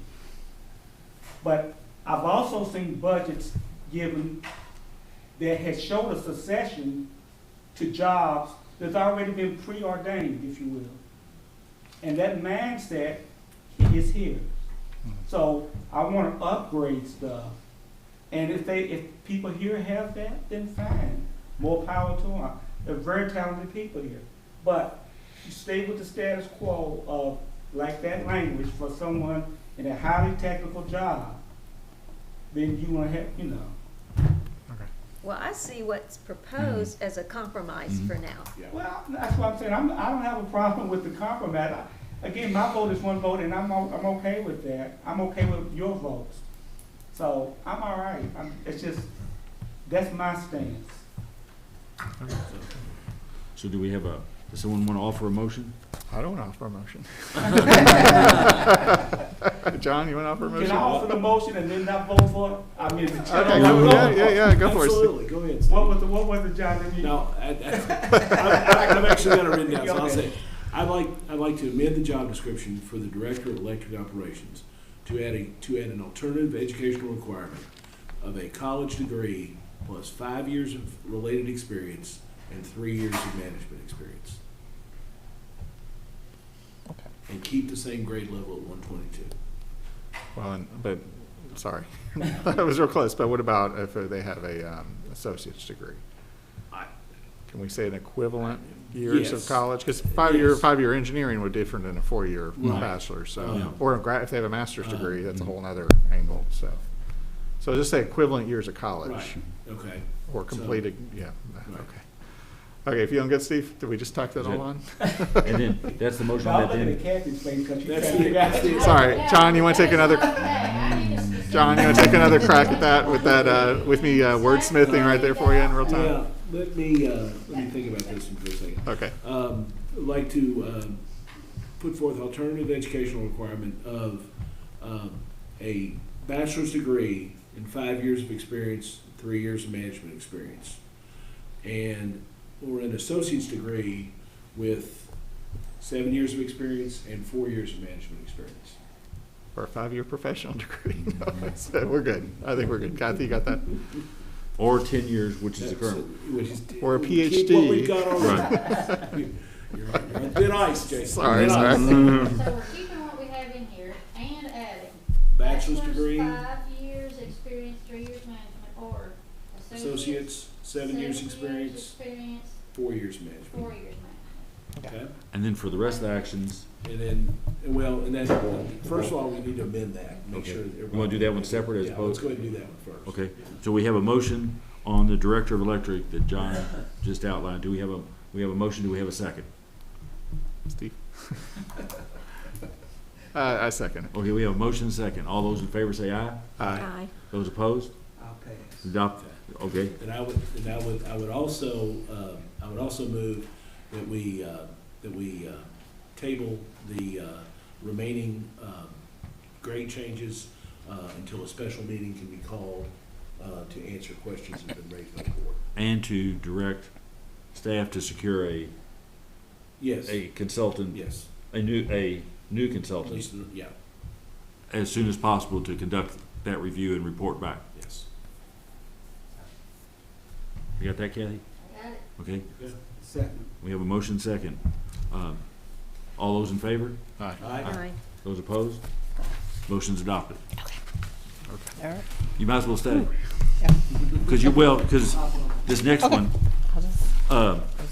the next one on your agenda, and first I want to commend both Cassie and April, because they did a ton of work on bringing this issue, and I think you all have seen their draft. And we have, 17 total positions in customer service. 2 of them are supervisors. We're down 4. We're currently at 13, and I would consider 17 to 18 fully staffed. At one time, you look back in 15, we had 21. In the recent years, 21 was kind of our peak. We've tried to automate, just like everyone else in this world is doing. And payroll and benefits is a huge expense for the company. We've been doing our best to automate anything we possibly can to be able to get more efficient and do more work with less. So 17 would be considered. We're down to 4, so we have 4 CSR positions that we're short right now. And we're trying to fill those. And what they have proposed is, given the staffing and what's going on, it's a model that we're seeing other places, is they basically like to close from 1:30 to 2:30. 1 to 2. 1 to 2 every day. That would accommodate people who lunch hour, whatever, come in to do business. There's other things in the works, like you said. We've got the new software design. David's working on a plan to install maybe a kiosk somewhere in the lobby. One of the things that was interesting, I got to spend about an hour with April and Cassie, is a large number of the people that go through our drive-through go through because they just want a receipt. They want to pay not only do they want to pay their bill in person, they want a hard copy receipt, which means they don't want to use the drop box. They want to actually go through the line, sit there and get a receipt. The kiosk would help some of that because it could print out a receipt for them. But basically what we're having is they just, in order to cover everything, cover lunch and cover the day, plus if anybody's off for sick leave, vacation, anything else, they're running out of hands. I mean, and I think we all don't want to make that adjustment in service, but at the same time, they can only do so much, and until we get, and from what they told me, it takes some time to train a new customer service person, and if they're training, that means the remaining 13 can't fully do their jobs because they're training new people, which means they're even more shorthanded. It's not a great option. It's not unusual in this day and time to see those adjustments in work schedules. At some point we could always revisit it if we get back fully staffed. But for right now, they spent in April had graphics. I mean, she had little charts with things on it. I mean, she did a lot of work trying to lay out what they had looked at. And again, it goes down to 70 in the pool. They looked at 10, and maybe they were hoping to maybe get 2 or 3 out of that pool if possible. We've got 7 interviews coming up on the 26th and 27th of this month. 6 external, 1 internal. So, like I said, they did a really good job of walking through it and coming up with options. They did a paper, they circulated. So basically what's in front of us is, do we want to approve that change in business hours, that people would come in you know, they could still use the portal, but a lot of people, it's just people coming in, they just want to talk to a human being, they want a receipt, and they just want to talk to someone. And, you know, we've got KU's closing their office, I mean, across the industry, not just in utilities, but unfortunately, face-to-face customer service is just being cut back everywhere, and that's not good, but and part of it is driven by you can't get the people. So, David, you want to add, or Michelle, I know you work with them and looked at the classification. Could we change that to help with, you know, recruiting more people? I mean, y'all add whatever you want and Sure. open it for discussion. So the proposal would be that over the next 4 weeks that we would be informing customers every time they come into our office, drive-through, and phone let them know about this change. One of the things we're running into, we are short-staffed, and we also, of course, labor laws, you have breaks, and then rotating lunches is running from 11 o'clock to 2. So we're short-staffed. Between sick, vacation, any given time, you've got half the team out, and then when you start rotating, during our peak days, when people, I should say peak times of the day, when people are doing their business on lunch, we're short-staffed and just behind and not providing the service we would like. We think you've got 3 different parts: the in-office, the drive-through, and calls. So we're proposing, in our budget, we have money to fund a kiosk. I think one in the drive-through that would allow people to make 24-hour payments through the drive-through, and possibly one in our vestibule area when you first walk in. So those are in the budget, and we'll be coming with you on implementation of that. We think this would allow us to provide maximum human resources at the time our customers need support the most. And by not rotating lunches, you have all hands on deck for 8 of the 9 hours a day we're open. We think overflow calls to knock, and we are continuing to implement self-service options on our customer portal, the My FPB portal. We've moved forward with a new pay card processor that's going to allow us to pay at Walmart and other places across town with the Green Dot Network. Our phone system we're implementing is going to have more self-service options as well. So we're moving towards, I don't want to throw this out, we're moving towards the mentality of if we had to close our office, like KU's doing, we could do that.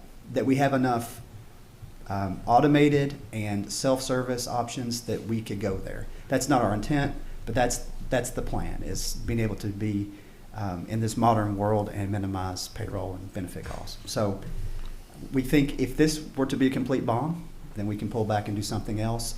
But doing nothing is going to result in less than favorable customer service And I results. made the comment, you know, there's people that come through the drive-through and they just want a receipt, but there's also people that come in the office and they're wanting to switch their internet service, or they need a payment plan. And those take a lot of I mean, they're taking more time because people want the service explained to them and how it's going to work. And Right. I mean, it's some are 5-minute visits and some can be a 30-minute visit. I mean, you never know when they walk in. Right. So we would like to tool back up. You do have a seasoned CSR that does have to sit and train. So whenever you're training, we are down, not full capacity for a while. I think the plan would be to go ahead and hire all 4, but we can only really hire about 2 at a time. Eventually get fully staffed. We do have a wave of Tier 1 customer service reps that will be retiring, so we need to get tooled back up for that as well. So if the board would allow, we'd like to try this to just see how it goes. Well, and I just want to make a point here. I'm a very calm person. I don't lose my temper very often. I would say 80% of the time I lose my temper is talking to automated systems that can't hear my accent. I'm saying yes 10 times and louder, and then I start adding expletives. I'm not proud of myself, but you know. Please listen carefully as our menu options have changed. Yeah. Or please pronounce who you'd like to talk to, CVS. You know, I found myself yelling at times at that phone. It just feels so dehumanizing to talk to a robot who can't hear what I'm saying, and I'm a human. So I just want to throw that out there. Is I'm a very calm person, but I do lose my temper when I'm sitting there repeating myself repeatedly to a automated system, and it leaves me with a bad taste in my mouth. Whenever I finally get to a person, I'll say, "This is not a reflection on you, but please pass up the chain. I'm very unhappy with that you guys have become so automated." So I know the job market. I just made that whole big soliloquy about it, but if we can try to strike a balance, because I know as a human, I do not like talking to machines. And we do have the callback option that if they call in, and like say they call in when we're closed, like we were closed from 1 to 2, and they called in, Sure. then they will get in the queue and they will get a call back They would not necessarily have to come right back in the office. They would get a. I do love the callback features. When you call, leave a number, you go off with your day. You're not sitting on hold for 2 hours. I mean, I really do enjoy that, as long as they call me back. David So- actually mentioned once we off 1 to 2. Number one is before that one, right? If a customer already call in, we're not going to just drop them. We're going to answer all the call we can until we walk away. Number two is we do have a full-time knock, 2 people there. They can manage the majority of the call during the 1 to 2. They're part of it, they cannot. They definitely can leave the information for us, come back at 2 o'clock, then we can put them as a priority. One thing I do want to point out a little bit, I mean, if you give me like a 10 seconds, I'll explain to that. We take the customer service, when we mean that, really means a lot when the board tell us we can take care of one customer one time, all that, right? One part of it just we're looking at is call waiting time. Average waiting time. You can watch it every time reported. All these 13 people or the 11, they are on that line, take care of that 9,000 interaction with the customer. It's not always like you have a call, then people are present to pick up a phone, then solve the problem. Not necessarily that's happen that way. Because if you have a customer, 20 of them decide to call us in the same time, suddenly the first 10 pick up, the rest 10 have to wait until the next available. But when you have a call center, when you have the volume before the next time call you accumulate 20 there, you suddenly waiting time can be 1 hour. But when we say we want to average 60 seconds, you see how much pressure we're going to put on our employee there. Because they have to quickly jump in, take care of all the customer. Not only we want an average waiting time, we want a 1-call resolution. We don't want the customer say, quickly answer, they move out. 5 minutes later, say, I have to call back again, and my problem didn't resolve. That's not something we want to do either. So that's all I'm saying. The reason we want to close 1 to 2 is because we don't want to, people choose to call us in lunch hour. We do have to give employee lunch hour too. Suddenly you talk about 1 hour waiting time. We want them to, when we say before 1, we have all the staff, have 100%, they can take care of that customer. Then they don't have to, we already have a spread. Then you cut from 11 to 12, you take a group have lunch. 12 to 1 have a lunch. 1 to 2, another group lunch. Sunday is particularly that 4 day, we have a disconnection, the beginning of the month, the cycle started. It's going to be very, very hard for them to manage. That's the main reason I want to go to. Really, we want to do is improve the service. It's not actually knock down that.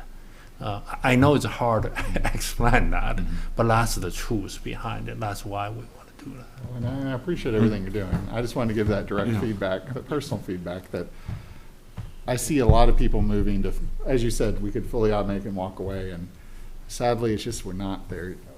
We're not. When the AI overlords take over and they're running everything, yeah. Well, I'll be honest with you, I'm of the same mind as you, Jason, and I almost prefer the press 1 if you want this, press 2. Yes. When they start trying to figure out what my voice is and my answers to questions, it never goes well. Well, and then when you hit the uncanny valley where they actually start talking to you and you think you're talking to a real person, and then you start to realize it's just a little unnerving. The only thing I can say about this is, if you look at like Kroger Pharmacy, doctor's offices, IRS, Social Security. This is unfortunately becoming the way of the world. But like I said, I guess the question I have is, if NOC gets, these rollover calls will go to NOC during this 1 to 2. Can NOC put these people in the queue? Can NOC give these people the option to put their number in and be put into the queue if they have a service question that our CRS folks, our CSR folks can deal with? So today, we've trained we call it customer service light. So Right. they can do a lot of different, the NOC staff can do a lot of different things than they do today. Okay. The more detailed billing questions and a do complete service shift, Right. that would be It's 1:30, we'll have our staff back in 30 minutes and we'll give you a call back. The queue, they would roll over to being the NOC staff in the customer service queue. So we were going to try to use the NOC staff and see how that goes. Talking with supervisors Daring and William, we feel like we can do it. If it turns out that it's just more than we can handle, we'll pivot. But the NOC staff can throw them in the queue and then they don't lose their place. folks will go through them. Yes. If that doesn't turn, something else would be, can we keep a couple of service CSRs back? Not everyone goes to lunch, just to keep the phones under control. Yeah. If that's the fallback, Right. that's step 2 if the first one doesn't See how work. this works. We looked at the in-office traffic over the last 3 months. We have about 6 people that come in the office between 1 and 2, and that's where the education over the next month will come in. So I think if we can educate and everyone understands the world that as consumer, I think we can have minimal disruption, and then so the 8 hours of the day we can be fully functional. We need a motion. Yeah, I think we need a motion to allow staff to implement the revised service schedule. So moved. We have a motion, do we have a second? Second. We have a second? All those in Yes. favor say aye. Aye. Those opposed? Adopted. Thank you.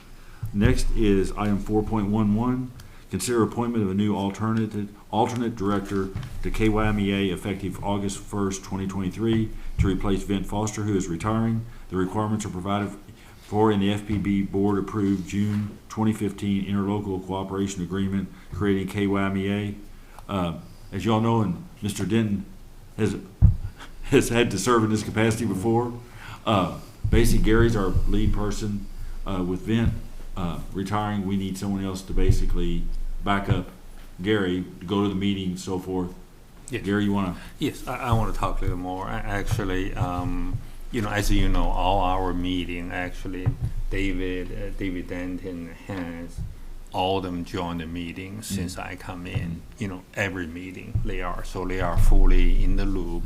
It's very important to us because it's so critical to us.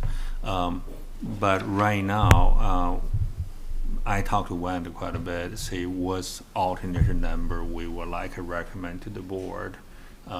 Because I think Hans and David will continue to attend the meeting. So we are think about maybe recommend to you as Travis to be alternate. But I'm not saying they wouldn't do that. They will continue join with me for the meeting. And in this way, we have another layer extra prepare us for long term in the future. And after But Travis, that's just and our and 2 cents. It's up to you. Yes. After Travis throws the switch on community solar, he doesn't have anything to do, right?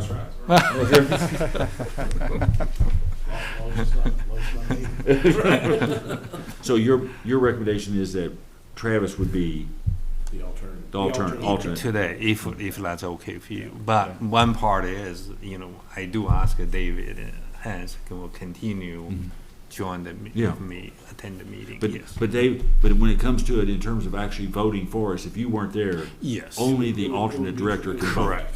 Definitely. Yes. I have a motion that Travis is appointed. Travis, you want this? Yeah. Okay. We should ask him first. Okay, cool. Ask him. Okay, I make a motion that we put Travis in. He did such a good job putting all those panels on in the evenings after work that. With his little socket set. Yeah, socket set and carrying them up there. Second. All those in favor say aye. Aye. Those opposed? Congratulations. Yep. Item 4.12, consider approval of change order number 2 for the ammonia and sulfuric acid upgrade project at the water treatment plant for $43,930. Bid number 1740. Brent Sharmista. Yep, I'm still here. All right, so we're ready to wrap up the ammonia project at the water treatment plant. We had change order 1 in October 2022, and we just have, like I said, a few items left to wrap up the project. Adding a floor coating in the new ammonia room, sulfuric acid in the corrosion inhibitor rooms. They have a containment area for the day tanks. Those areas need to be recoated, and that room actually needs to be painted. And we have to do some additional heat trace. We have some exposed piping on the outside near where the new bulk storage tanks are for the LAS, and we need to add some additional heat tracing for that. So the total for those items comes to $43,930, which you see brings the new contract price to just under $776,000. We had budgeted $835,000 for this project last fiscal year, and we rolled over the funds, so we're still staying under our budgeted amount. Any questions for Sharmista? Make a motion to approve change order number 2 for bid number 1740. We have a motion. Do we have a second? Second. Got a second? Yep. Steve? Jason? Yep. Okay, we have a motion second. All those in favor say aye. Aye. Those opposed? Approved. Thank you. Item number 413, in reviewing with Hans, we've determined this matter, given the nature of it, is for closed session. Correct, Hans? Yes, sir. Okay. Yes, sir. Informational items. Nichelle, clarify adjustment to pay compensation plan. As you all remember, when we voted for the budget, we voted for everybody to receive a 5%. And basically, there was a technical change that I think Nichelle and Gary sent out, that basically we had to make an adjustment in the pay schedule because otherwise some people would not have received the 5%. So in order to run payroll, since the budget approved it, Nichelle ran payroll, but this is to come back and ratify that for the record, that we made that adjustment in the pay schedule for only the COLA. Correct. For those people, everybody to receive the 5%. Is that correct? Correct. And we don't have to take an action on this. It's just, Clarification. yeah, unless somebody want to move it off and take an action on it, it's just informational because we did We budget put it it. in the budget. Yes. We put it in the budget and approved it. So Yes. we're good. Okay. Any questions for Nichelle on, next one before we. Mr. Chair? Yes. Can we clarify one thing? Sure. I know this came up last year with with the GM raise. Is that Yes. effective July 1 as well? Yes. Just like everyone else? Yes, Okay. correct, yes. Very good. Yes. And then, Mr. Cubine, I do have another informational. Okay, yeah. Okay. Yeah. I had additional informational. It's concerning the meter reading positions in that area. It would be eliminated, those positions will be eliminated August 1st, and FPB has successfully deployed AMI meters. Deployment of these new technologies will bring benefits to our customers that we have been discussing over the years. Employees in the meter reading area that wanted to move were presented with other opportunities at FPB, since meter reading is no longer required with AMI. Those meter reading functions that remain have been absorbed by the electric and water department. Okay. All right, thank you. Thank you. One other informational item that's not in here, wanted to make sure you all probably saw it, is since we moved into this building, and I was on the board when we first moved in, we've had the drop box down at City Hall. And we're down to what, 2, 3, 4 payments a month? And the problem is the box is also co-shared with the city. So then we have to go down, empty the mailbox, and then there's our mail and the city's mail in there. And, it was kept there, and the board at the time took the action and encouraged and wanted that drop box kept down there because people were used to going down to the old admin building, paying their bills. But it's come to the point now that there's very little at all activity. Correct. And it is primarily the city's box for their account, for their bills, fees, and so forth. So I think basically staff would like to close down our mailbox downtown and phase that out. We've got a drop box here and so they can forth. pay downtown at Whitaker Bank if Yes. they would like. We're now down to that's the only bank accepting payments. So there is a downtown option for those that can't get up. But staff does have to go down there, open that box in the parking lot, empty the mail, take our stuff out, deal with the city's mail, and which is awkward at least, if not more problem. I mean, we don't need to be. They don't need to fool with our mail. We don't need to fool with their mail. I mean, it's. I assume if we still have a few little trickles coming through the city, we'll pass it on to us. Okay. Well, and I assume. I mean, we just need to put a sign up there that says no FPB payments. Right. Well, Well, there actually wouldn't even be a mailbox there, would there? Would the mailbox be there, or doesn't the city have a slot? My memory, there's a single depository box in Is the there? back, and it's catching all right now. I think. Okay. So we could put informational items on there, and I think, they're probably, those people maybe need to walk. So we need to let them know that Whitaker Bank's their alternative. I'll talk with Alicia Boyd. Yeah. The effective date is what? I'll talk with Alicia Boyd, the finance director, and talk to her about whatever decision comes of this. If you all decide to shut it down, talk to her and work on signage and. So what would we the can- effective date be? It's Approximately. whatever you all would like to do. Thir- However much time you feel is necessary. 1 month. September 1st. I think When's our next billing cycles come in? around the first, September 1st would be fair to give Okay, everyone yeah. a one run-through on the. Yeah. And like I said, from what Cassie and April said, what is like only 2 or 3 a month? Correct. It's very low utilization today, and we have about 8 other ways to pay. And y'all probably remember in the years ago, I mean, people used to line up around our offices down, at City Hall and go all the way around the block and across into the parking lot. Wow. Because there wasn't any place for anybody to sit. If customers came in and had to talk to a CSR, you had to pick up a chair in the aisle to let them walk through, then put the chair back down because of the cubicles. I mean, it was really, and people were backed out in the rain. I mean, it was a tough. Right. So Work on communication. I'll talk with the city. We'll work with on signage and give everybody a month to process and appreciate the consideration. Next item is we've got 2 special recognitions. Gary, do you want to say something, or how do you want to? We got 2 special people here. So. Yes, we have David Billing. David, how many years with us? 27? No, 20. 20 year with Clan Board. Yes, and when is 27? Yeah, about 28 total in the system. I bought some time. Yes. So it's I've been fortunately been working both of them in the last 5 years. Is one of the most highest quality people I saw in my career, and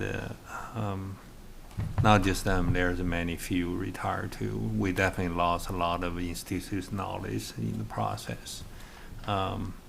I do want to know I tried, but I can't against the system. Well, and they've made. I mean, I think everybody agrees.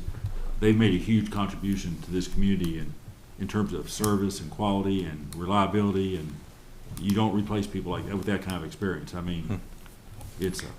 I mean, the board. I know we all wish you all well and good luck, and it's. It won't be the same, but it's. I know it's an opportunity to do some other things and. And I assume both of you will be available for us to call you, just to check in if we have a question for the next few years. Yeah, okay, cool. David, you all want to say anything? Yeah, please. Speech, David. Yeah. One last run at the podium. Real quick, I want to thank both you guys. Coming on here, being on here now just 4 years, I had no idea, and I still barely feel like I've got an idea of half the stuff that's going on here. And you guys have been very patient with me. Van especially very calm and always looks at things from kind of a really unique perspective. And as far as for my friend Mr. Billings, I have been given the task on a lot of stuff to deal with a lot of water issues, and I have worked very closely with David and from Peaks Mill, the questions on Peaks Mill, and wholesale water stuff and different kinds of things, and just extraordinarily patient, a great teacher, and someone who's able to break down concepts, and even to where a non-engineering brain like mine can understand some of it. But I would nothing but the utmost respect for David and Vin both, but David especially. We've worked so closely together. I just want to publicly express how much I appreciate all he's done to help me in this job.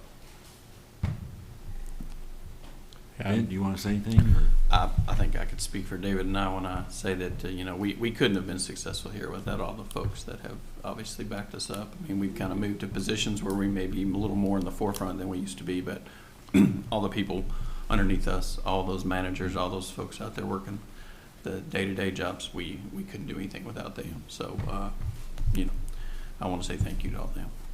And you're always, Kathy, was it a week from Friday down at the Customer Service Center?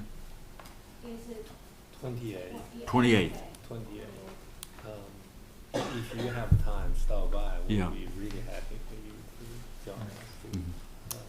So, thank you all for everything you've done. What time is 11? Lunch-ish, 11:30. So it's not yeah. So. anytime you do stop by. But thank you all for everything. So, Gary, do you have any comments? No. Okay. Let's see, John. No business. Okay. Mr. Chairman, I request permission to call a closed session pursuant to KRS 16.810(1)C to discuss pending or proposed litigation regarding the collection matter and a breach of contract matter. And also pursuant to KRS 16.810(1)G to discuss specific proposals probably discussed, whichever side is the siding, retention, expansion, or upgrading of the business. I need to add one more, please, Mr. Schneider. And 61.810(1)B. 1B. 1B, deliberations on the sale of real property is likely to affect the value of a specific piece of property to be sold by a public agency. Do we need to roll that discussion of KYMEA in there too? No, we, yes. that already covered? That's- Okay, cool. yeah. So we have a motion to go into closed session. Do we have a second? Second. All those in favor say aye. Aye. Aye. Those opposed? For the closed session, we're gonna be upstairs in the GM conference room, and it's Gary,